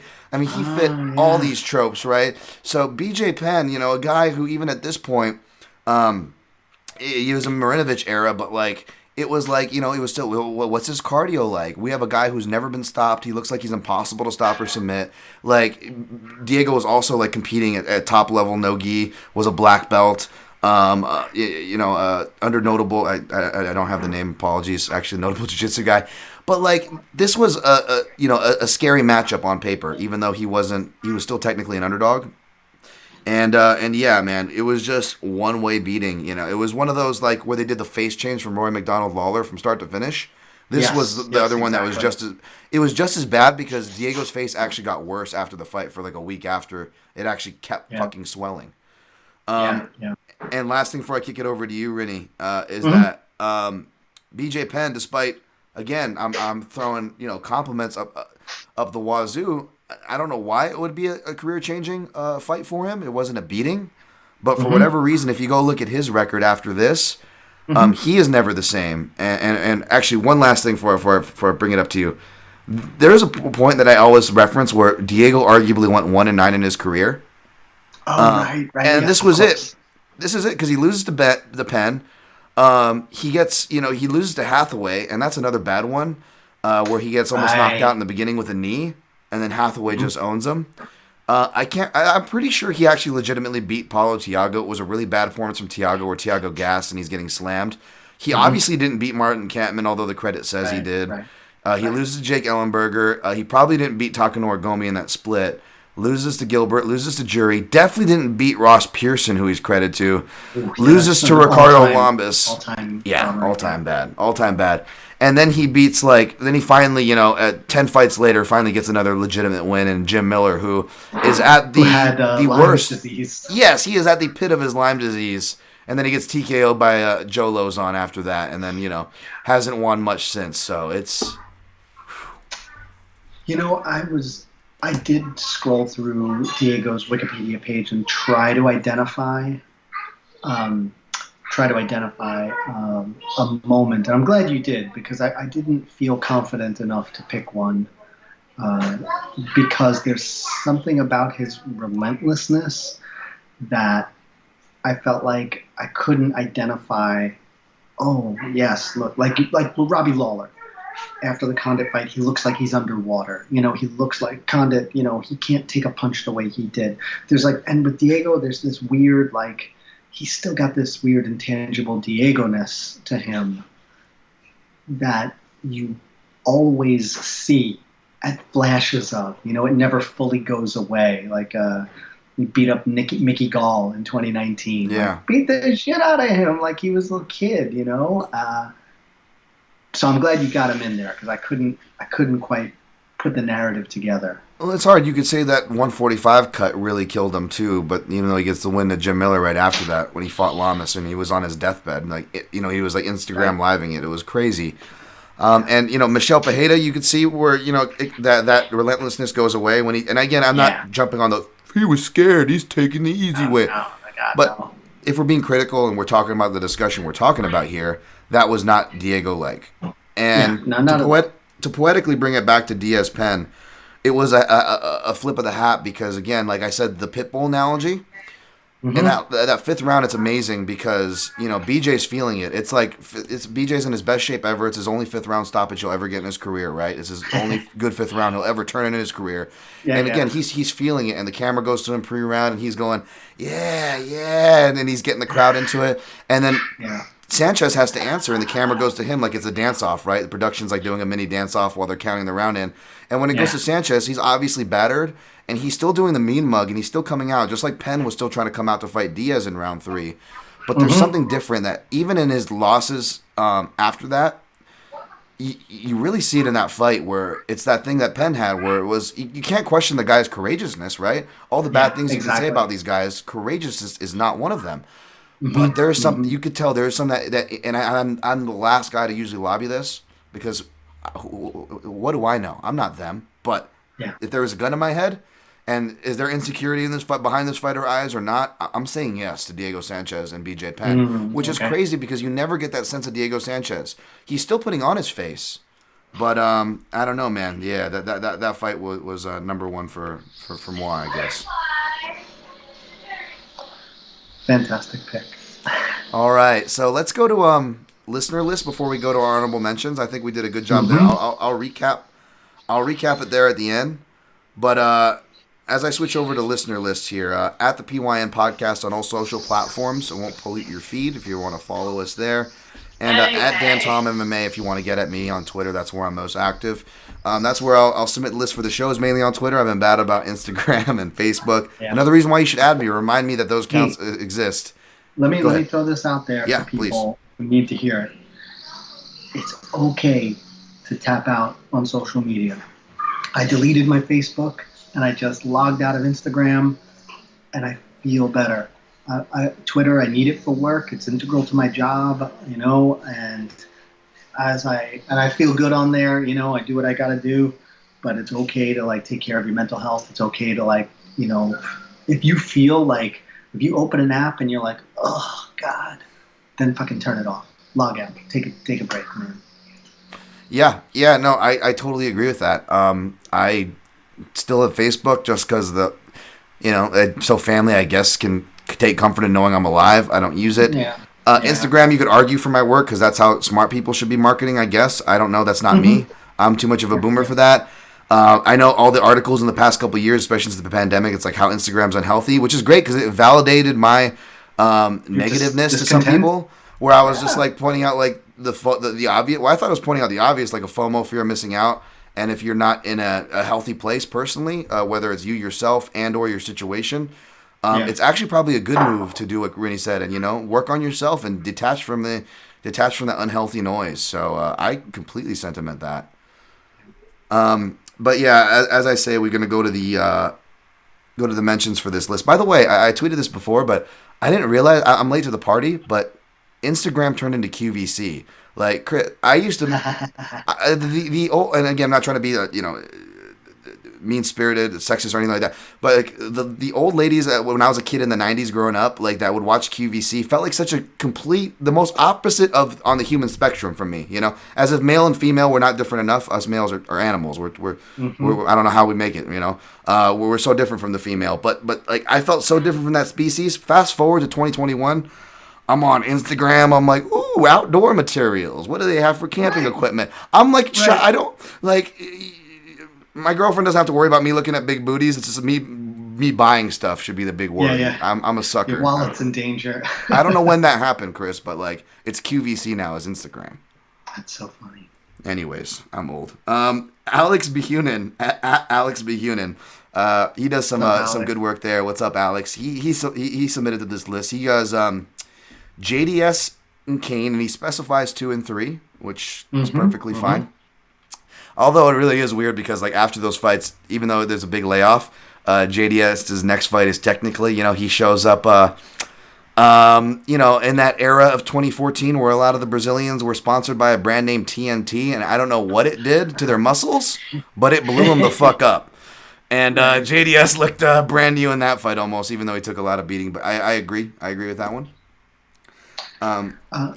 Go ahead. You want to I was just going to say that it's kind of funny how even though Junior Dos Santos took the most vicious of beatings, and yes, I agree that like it was career changing, I also am marvel at how he had a better career than Kane afterwards. Yeah. And he put together a couple nice wins and a little streak, and yes, he ended up getting TKO finished like in his last 4 fights. But he was still able to be like that top 5 benchmark. Only Overeem, Miocic, Ngannou beat him, Blades, like Rosenstrike, gone. Like the only people that beat him are the people who are like, oh, right around the title. You need to hold the title, top 2, top 3. Like there's something like he retained something. And that's why I didn't put it on my list. I definitely wanted to think about him, but I felt like, Kane's career is worse than JDS's afterwards. I'm glad you brought that up because that's exactly how I was able to cash some of my biggest bets on Fabricio Verdum when they fought, because that narrative got so overblown of Kane's greatness kind of built upon that narrative, right?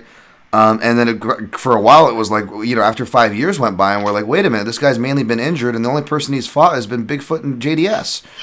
And you forget about that, and kind of similar to Diego Sanchez and Penn, it's like Sanchez is a clear mark, but at the same time he does have wins. He still, he has more longevity and more fights than the guy who beat him up, right? Whereas Kane, not like just like Penn, but also like the Maynard or Weidman or Rousey, he fits the wrestler, the grappler, the undefeated, long undefeated and a lot of those common threads of flying high, which means for a harder fall, right? So even though he won, to your point, he actually did worse after this trilogy. Yeah.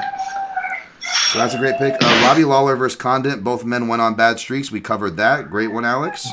Hunt versus Silva. Wow, interesting one. I'm guessing the epic fight, Bigfoot Silva versus Mark Hunt in Brisbane.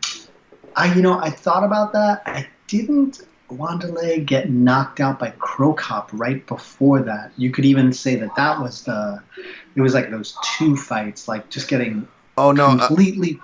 Wait, Mark Hunt versus Vanderlei is that? I think Bigfoot Silva in Brisbane, UFC Fight Night. Yes. 5-round war. That's on my list too. I decided not to put it on, partially because there's that weird thing of Bigfoot not being able to do like his testosterone replacement therapy for his gigantism. Yeah. But yes, that was on my list. Yes, Mark Hunt, Bigfoot Silva. You could also say Mark Hunt, Vanderlei Silva.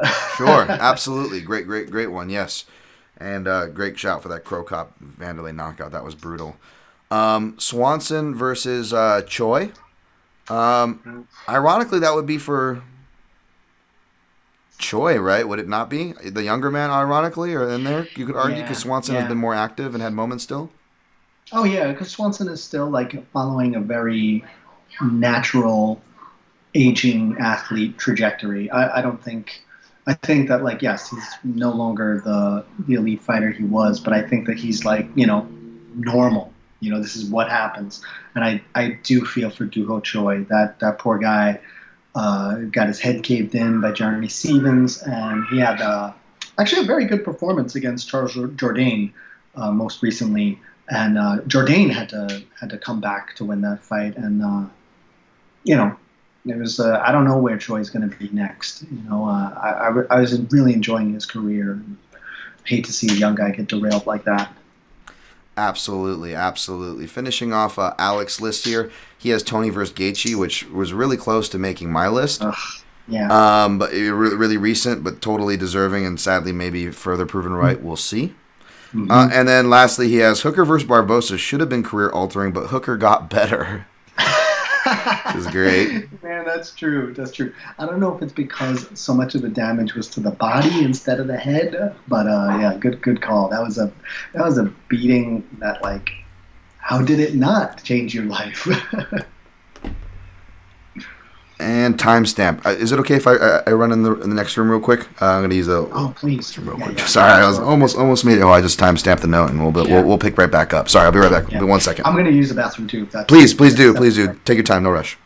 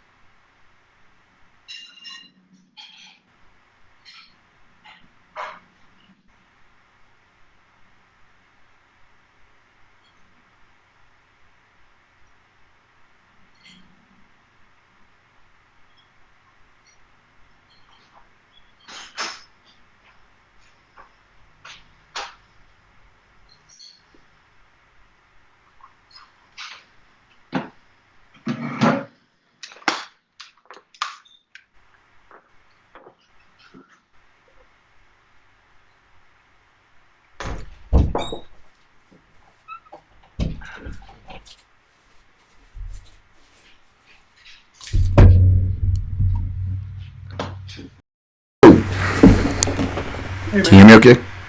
All right. We're not going to go too much longer, but I just couldn't make it after all the coffee this morning. All right. So I'm going to cue us back in after a couple seconds of silence and continue with listener lists, and we'll get on out of here with honorable mentions. Cool? You're very good. Very good. All right. 133 pretty much.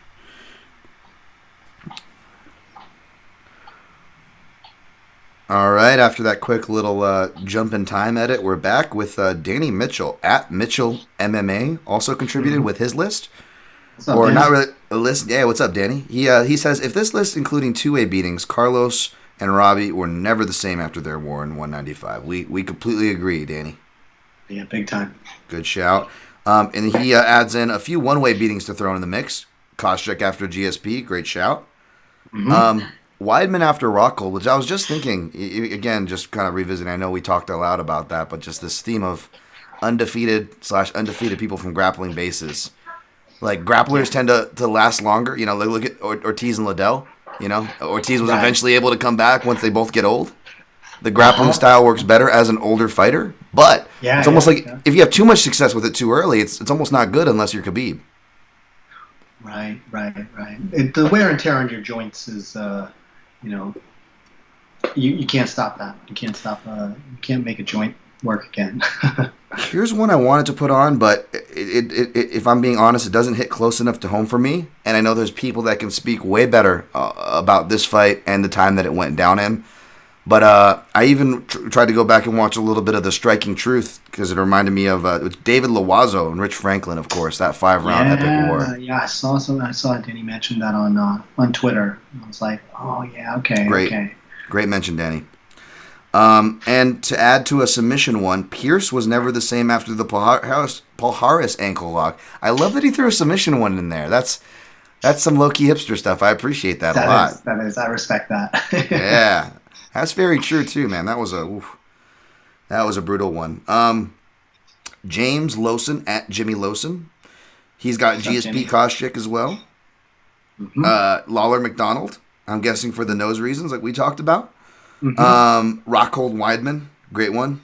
I like this one. Brown Schaub. Technically, it's true. He got beat. He took a beating. Yeah. Maybe that was more of a resume beatdown, like a reckoning moment. Mm-hmm. And this one's honorable mention worthy for me as well. He has Brown versus Jordan Mean, which Mean always had kind of a weird air of inconsistency about him. But if you look at his record, he really only lost like a split decision to Tyron Woodley and some submission losses when he was literally like 16 or 17 years old as a pro, as a kid, up to this point. I got a Matt Brown in my honorable mentions. Yeah, all right. Yeah. All right, we'll get to that. And the last thing I'll say to me, I remember Mean came to Extreme Couture, was possibly thinking about changing camps. He came in with his dad, Lee Mean, and I wasn't there for the pro stuff because I obviously wasn't involved in a pro practice. For my own, I believe it or not, I did get the invite sometimes, folks. Believe it or not, this face got the invite, but you know I was too smart to take that invitation. But he did drop into some of the grappling team practices, which was mixed with pros and amateurs and whatnot, and we would have in the mix there. And Mean did work with us with when Coach Neal was running those. And I just remember, again, I'm not going to get into the history or whatever, but I just remember like his dad seemed like the scariest dude ever. I'll just say that. Like you could just feel Lee Mean just peering through the cage, at his son. Like I was like, whoa. That's a crazy dynamic there. He ended up not choosing to train at that camp before the Brown fight, but I don't think it would have mattered where he trained because Matt Brown just gave it to him. Yeah, Matt Brown was at probably the peak of his career around that time. Oh yeah, technical brawler Matt Brown. He was going into his peak so much that between round 1 and 2, George Gorgel is having to tell Matt Brown, "You're forgetting about your elbows." Like when does Matt Brown ever forget about his elbows? Like, he's coming into his prime. Yeah. And then you just put all of them into Mean's ribs in the next round. Those downward ones. Oh, those are the most brutal. Yeah. These motion elbows, whether it's the head or it's so brutal. Yo, at _whiskey sour, my man, he's got Weidman versus Rockhold. Both. I like that. He's got Barbosa versus Edom, obviously. Yeah. Oh shit, that is a good one. Oh, it sparked mental things too. I don't want to say mental in a Wayne's. Are you mental? Like no, like I mean it in a legitimate way because I remember reading an article of some disturbing shit. Like Edom, he got into some kind of train or bus accident. I don't remember hearing about that, but it was one of those things where it's written they don't want to say the guy may have tried to do it himself, but it's one of the only things to explain that. And then, so I was really happy to hear him in other, he is Liverpool, Northern England, right? Liverpudlian guys' corners. Okay. In the past few years, I've been really happy to see Terry Edom. I believe even on Barbosa's last card, Terry Edom was there cornering someone. I don't know if it was Grundy or what, but I'm like, somebody please. I imagine they had to have crossed paths. It would have been cool to get a buddy photo, because it wasn't just the physical repercussions, which a kick to the head, like we stated alone, can shift a career. Mm-hmm. But the mental things that come with that, you don't have to be a level of Rousey fame, which Edom was not, to feel that effect. Right. Look, we're all the main character of our own story, Mm-hmm. My man Whiskey Sour gives Maynard Edgar some love. Maynard versus Edgar 3. Yeah, I'd say. Yeah, it's on my list too. 10-0 and 1 before that fight, 3-7 after. Yeah. Mm-hmm. I mean, that's one where, well, you'd be hard pressed to find highlights for him after that fight. I like this one, Henderson Hua, both slash Hua, he puts. But yeah, really Mm-hmm. both. But they also both found ways to make it work in their older career, too. Yeah, I looked. Hendo was one of the guys who I looked through, and I was like, oh man, he just he never completely fell off. You know, Yeah, he yeah. almost beat Bisping, and then his last fight. Yeah. Yeah, no, I mean, it's like, and guys like him and Couture, like, they were supposed to fall off on paper, like, way before they did. So it's like, how much should we even be, Yeah. not that we're criticizing, but, grading them? How hard can we be grading them here? Like, they overachieved in every count.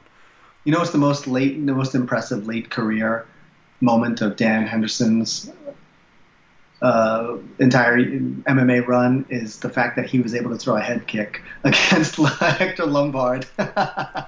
Yes, yeah. Oh, He that threw was. a head kick. I was like, I mean, that he's one of the stiffest people I've ever seen in the cage. I can He's no like, longer complain about not throwing has like head three kicks. moving joints. Yeah, yeah. I can no longer complain about not throwing head kicks if Dan Henderson was able to, because I can't imagine. I was told that my hip flexors are shot and worn down. I can't imagine Henderson has any hip flexors left with all the wrestling he's done. So yeah, the fact that he did a head kick like that, I'm like, okay, I have no excuse for only throwing liver kicks to the body and just leg kicks. Like okay. His last one, I didn't think people would put this on their list, and it almost made mine in a way. But Anderson Silva versus Forrest Griffin, obviously for Griffin. Huh. And if you look at it, it's weird because I personally know the striking coach. Shout out to Joey Varner, friend of mine, one of my first coaches at Extreme Couture. He was in Maynard's corner for those title fights. He was in Griffin's corner, and he was one of the main training partners as well. Even though he was a smaller guy, he was a striking specialist. And I don't know if it was him or not, but he was one of the confirming people, not just rumors, hearsay. Like I actually know someone from the camp, in the camp, close to. He was knocked out before the fight in camp, close to it. Right. And it doesn't take anything away from the beautiful backstepping jabs that Silva was hitting, but that was perhaps of why the KO was. And I'm also reluctant because you don't know what a guy's personal reasons for. I don't know if it was the fight per se. However, to the credit of the selection and my man Whiskey Sour, it was, I don't know about what you feel, Chris, but if you remember Forrest Griffin, he was just like, he was the character. Like I was rewatching all the last two Chuck and Randy's, and they go to like Forrest Griffin's cutaway after watching his guy Randy Couture get knocked out every time. I'm like, poor Forrest Griffin, but he was literally, they put him on the Mickey's can right before the Shogun fight. Like he was literally being pushed whether he liked it or not as the new poster boy, and by that nature, I'm sure he was due to get burnt out. But I feel like it was more of a psychological burnt out than it could have been physical too. But I remember Forrest was not at the gym at all. And when he came back into the gym in one of the classes, it was actually like a group class. And he was literally, he said so himself, he was close to 300 pounds. It was the fattest I've ever seen for. And now that he's like been in shape guru kind of a guy, he went the opposite of most retired athletes. So I can easily say he's never been this heavy. You almost didn't recognize him. Like he put on a fat suit. Like he was very depressed. And if you look at all the fights since, he got wins. But Rich Franklin, he didn't give a fuck. He was just not even fighting like Forrest Griffin. He was just taking him down. Top position. Yeah. His heart, he was not into it. He seemed pissed. He didn't want to talk to fans. And he was a guy that would like shoot the shit. Like he would talk to a nobody like me and tell me a funny story after practice. Some stupid kid hanging out at the gym. He wasn't a dick or anything. But you could tell he had no time. He gave no fucks after that fight at any level. Interesting. In the public, out of the public. I don't know if you saw that or anybody listening noticed that, but it was fucking huge for me because I was a big Forrest Griffin fan. I was like, whiskey, man. That escaped my attention. A great pick, great whiskey. Sound of Violence guys, give us a hey shout out to TSOV. Let's see any more. Silver at 27 Silver. Dillashaw Barao he has. We got that one. Good. Mm-hmm. Here's an interesting one because this guy fell off. And where did he fall off? Another guy, undefeated for a long time, grappler, fell off hard. Johnny Hendricks. He cites Johnny Hendricks, Lawler won. Wow. Yeah. I kind of disagree. I saw that on Twitter, actually, just because the second Lawler fight was also a banger. I know Johnny started to lose it and just basically hold him up against the fence at the end of the fight, but it was just his fall off was more dramatic, but I can't say I can identify a particular fight just because he had he was still a great performance. Yes. I think Johnny's career is a different kind of tragedy than the one we're talking about today. Yeah, I mean, it's tough. I could see some people pointing to the Stephen Thompson fight, but I would say no, because I was proudly one of the people, and I don't know if Luke Thomas ever got this email, but this was like when I was like, I wasn't working for him. I remember emailing him, showing him my work for it, and when it was right, I'm like, hey, did you see this? Because it was one of those breakdowns where I actually called it like exactly how it happened, like a Shevchenko Holm fight or something where you can read the pre-breakdown. It sounds like I wrote it after the fight. So I was kind of proud of it. And shout out to MMA Analysis, who I always shout on this, but even I remember sharing it with Lance Fishel, and even him as a joke. Everyone knows how he is, his online presence. Not the most serious guy, but even he was he followed me back after that because he was like, oh shit, you actually know what you're talking about. So that one wasn't a surprise to me, as I dare throw myself a little compliment there, I guess, which feels gross.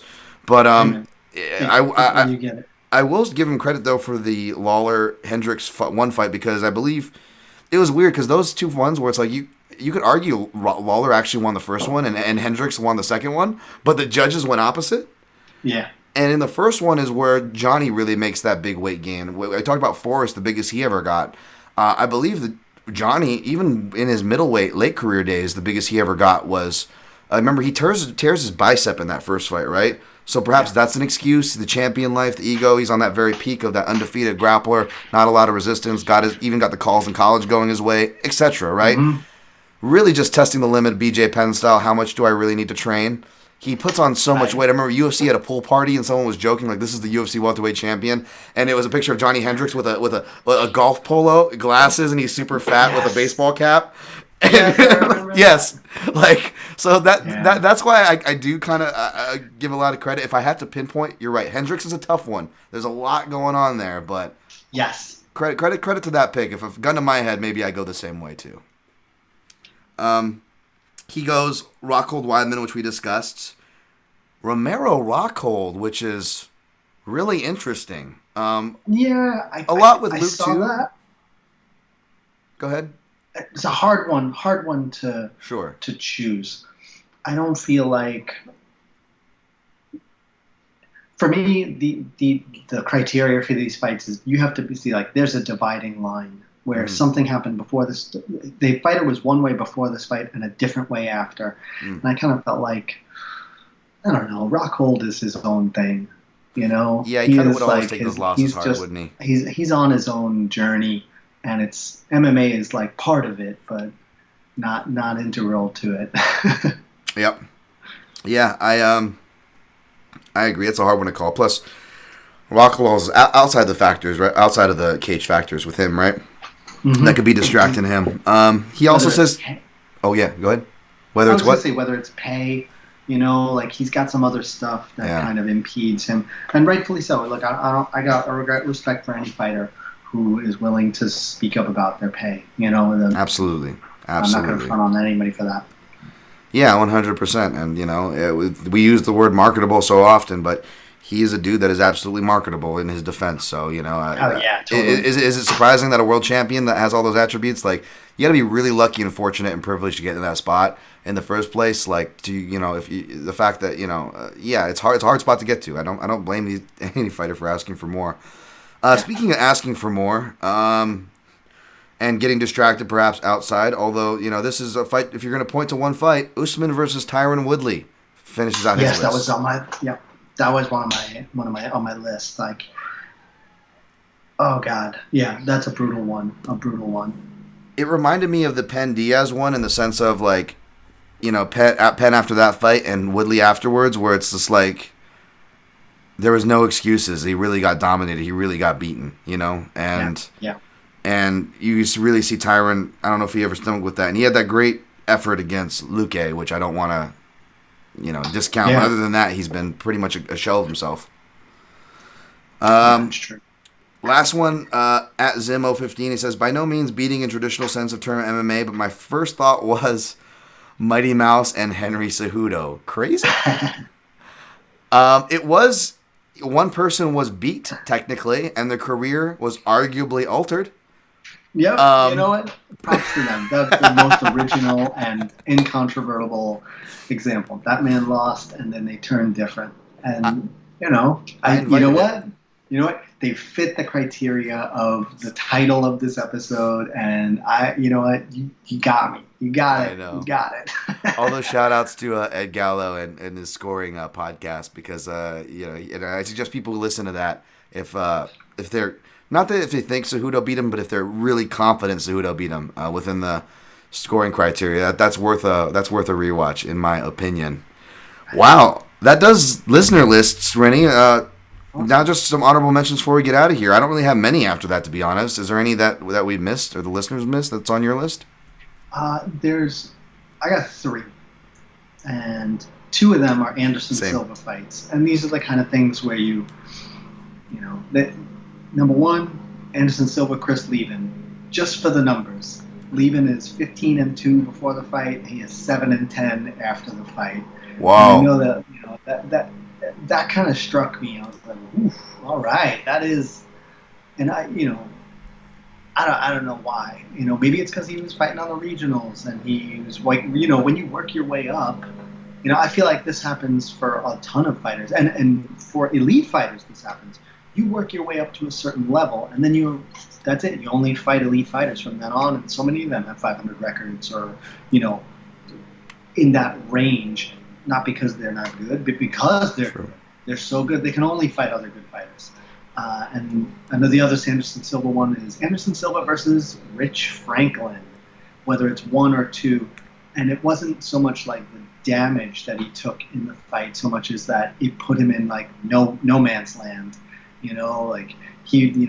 There used to be the running joke of Franklin weight. He just kind of bounced. That's why he fought Forrest Griffin. He's like, I'll fight at 205. He can't get shit done at 185 as long as this guy's here. And my last one, John Jones, Shogun Rua. Oh, yeah. Yep. One of the hardest fights to watch, for a certain type of fan. Yeah. Yeah, that's the end of an era right there. That's where my Rua one would come. That's where my Rua one, to get in my head, as far as career altering, probably would come in that fight for sure. That was a beating. That was the end of that man's career as a certain type of fighter. Yeah. I know the injury produced bad fights against Coleman and Rua or Griffin, but aside from that, he was pretty much all aces as far as athletic potential. And props to him for reinventing himself. He had that really cool streak, getting a couple cool wins, but against a different caliber of opponent with a different style, it's pretty cool when you see somebody become the savvy veteran. I always enjoy that kind of thing. That's like as close as MMA gets to aging gracefully. Yeah, that's true, man. Although it's like, from this list I'm getting to learn, it's like either take your losses early or spread them out. I feel like, right. Because you're going to fall. When you do fall, it's going to be hard. And it's like, less people know how to beat you, but you also have less tools for your own course correction. So if you're doing something that could lead you to diminishing returns or is not good for you, you won't find out until it's too late, rather than someone teaching you that lesson early in your career. Just a perspective, maybe, to look at it. But yeah, great point. I'm not saying you go out and lose. No one will want to go out and lose. But I'm just, we're looking how things work out, and this kind of, there's a lot of common threads here, and I don't know how much of it's coincidence, right? And that's what's cool about this show and a fast-growing sport of MMA is we don't yet have the sample size to cross-section, but when we get it in front of us, it's crazy, like with the trilogies, all trilogies except all the trilogies that I literally went through all I could think of, UFC and non, and only 5 of them, the older fighter bested the younger fighter in it, and those were all either at heavyweight, or in a female division. Oh, interesting. Other than that, pretty much across the board in the majority of weight classes, 90% of the weight classes, 90% of results across the board, regardless of weight class, the younger person is getting the better of it. So who's younger, Poirier or McGregor? It's funny. Poirier is younger by 6 months. They're born in 2 different years, but it's really close. Yeah, Poirier is just barely. Poirier is 89 in January, I believe, and McGregor is 88 September, whenever the hell his birthday is. But yeah.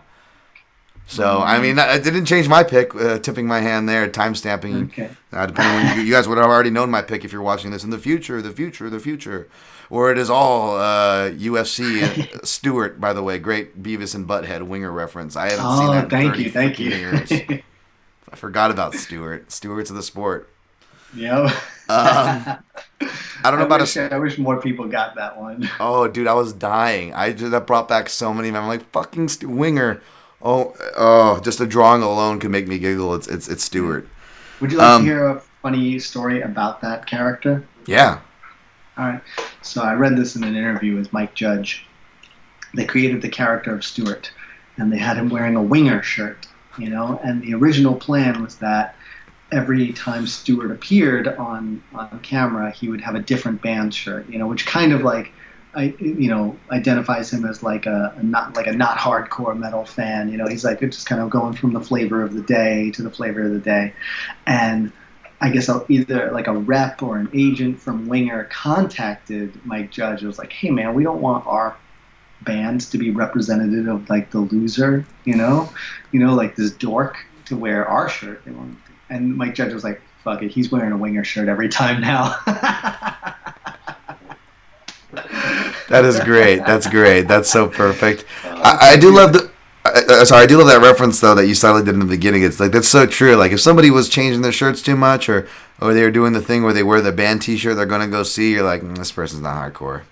Yeah. That's great. I don't got a Steward of the sport, but I got a Shamrock of the sport for my 3 remaining. We got through your 3, correct? Yes. Yeah. I'm good to go.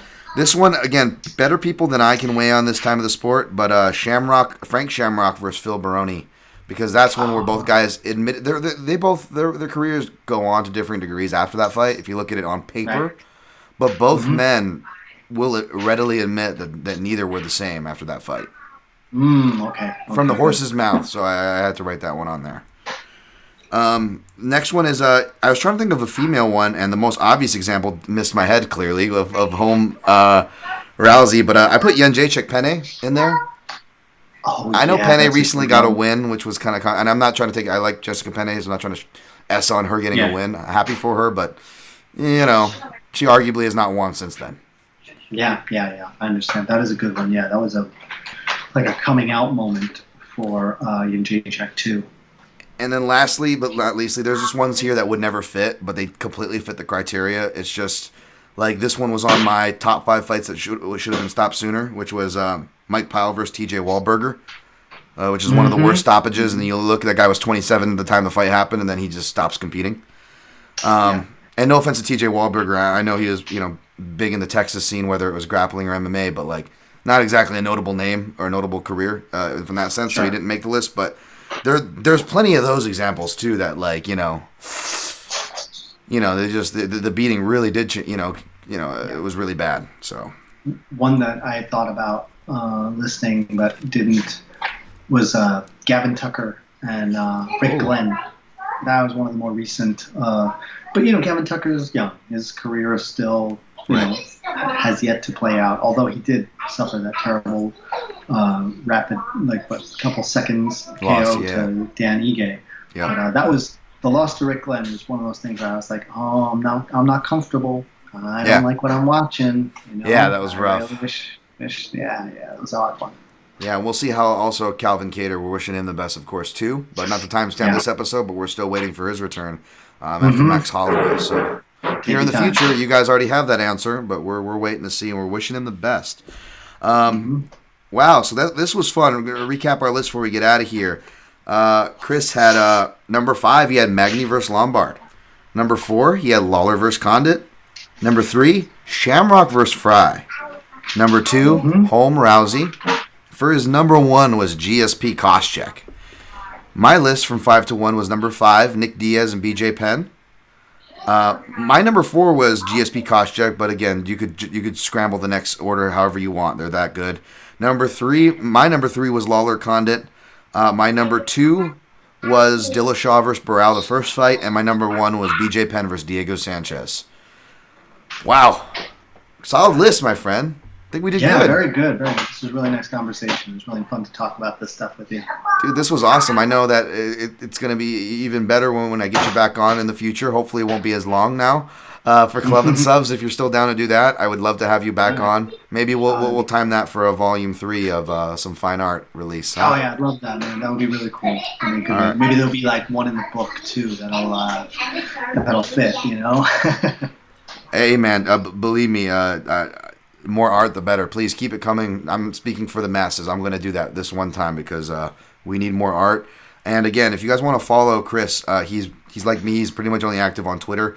At Rini MMA, at RINI MMA. You can go to chrisrini.com, patreon.com to support his work, / Chris Rini. And Chris, your Twitch, Fine Art of Violence, anything else in the world you want to plug, man? The stage is yours. Yeah, I'm going to spend July. I've booked a consultant to help me set up a streaming platform for Twitch. I've recently started doing digital painting, so I'm like, okay, I can finally do this. You know, have like the mic, camera, and the live stream from the iPad. And I hope to spend July learning how to set up a quality Twitch setup. And then August, I'm going to be with my kids for the vacation. My wife and kids are all going to be together for a while. And then September, I hope that both of my children will actually leave the house and go back to school. I have not known what that is like in a very long time. And then, I'll be streaming maybe 2 days a week. I think that's a good goal. It's a stream. So it's Chris Rini Art. That is my name on Twitch. Twitch.com/Chris Rini Art. And Dan, thank you so much. This is an awesome conversation. I appreciate being on here, and I really appreciate all the work you do and the breakdowns and whatnot. But these top 5 lists, a lot of fun. They're a lot of fun. I've spent many a time like cleaning my house, cooking dinner, and be like, oh, top 5 list. Oh man, I'm good. I'm good for the day, baby. Oh man, that means so much. And to be honest, like many people, like, you know, we end up liking like sometimes the most offshoot of our beat the most. And me, maybe because I'm just so burnt out from this schedule, which is why we do these shows. I'd be more than happy to just be like a top 5 guy, man. You know, like, and just do these full time. It would be so much fun. That being said, it makes it that much more of a pleasure when I finally get to do these. I always feel bad for not just you, but many guests that are on the queue forever. And I feel like, you know, it's like a romantic comedy. It's not you, it's me. You know, it's me. And it really is. That's the truth. But understand, because of that, I really appreciate guests like yourself for coming on, making the time. Because again, this isn't like something like you want to just come on and shoot the shit on my podcast. Like, whether it's me on my solo shows or like whoever, whether it's me as a host or my guests, like, unfortunately, this podcast requires some work to go on. So I got to make sure it's somebody that's a fan, that is willing to, you know, they got to check some boxes to be able to come on, man. And you do. Yeah, so it's totally true. It's totally true, man. I put the work in. I put in some research, and I was appreciate I got that. like a couple, 4 or 5 pages of notes, you know. Yeah, I want to make sure I do good. I don't want to come on here and look like a dummy. Yeah, but so between my self-esteem issues and the fact that I'd be assigning any guest I invite on homework, I'm kind of reluctant to invite people on. Like, that's why they're usually like people like I interact a lot with on Twitter or shoot the shit with, like Chris or someone, you know. And maybe there'll be more art talk, and I'm not a Twitch guy, but I was gonna say I may just follow that for you, just for art stuff, because I appreciate art talk, and maybe next time we can talk about you know, how untimely drawing of the X-Men at a play park during a time when Columbine was going on may or may not have been my career altering beating as far as getting away from art as a kid because of punishment that I sustained on a pretty serious level. So it's fun times. Maybe there's an Easter egg story for the listeners and for you for our next one. Sound good? Good. I look forward to that one. Awesome. Now, I'm sure we'll be able to trade a lot of war stories. But folks, hopefully you enjoyed this. Again, our tags are down below. Thank you for liking and subscribing to the video. Daniel Tom MMA on YouTube, the Protect Your Neck podcast on Apple Podcasts. 5-star ratings and reviews help. I promise I'll eventually be getting to Stitcher and SoundCloud. But kind of like, kind of like Chris here, we do things by hand and solo. We're so used to doing things our way. We're a bit slow to make this digital transition, so please bear with us. Yeah. Support the good people putting in effort into their work and their art. And always protect your neck. Your neck. Leaving that in. Nice. All right, finish recording.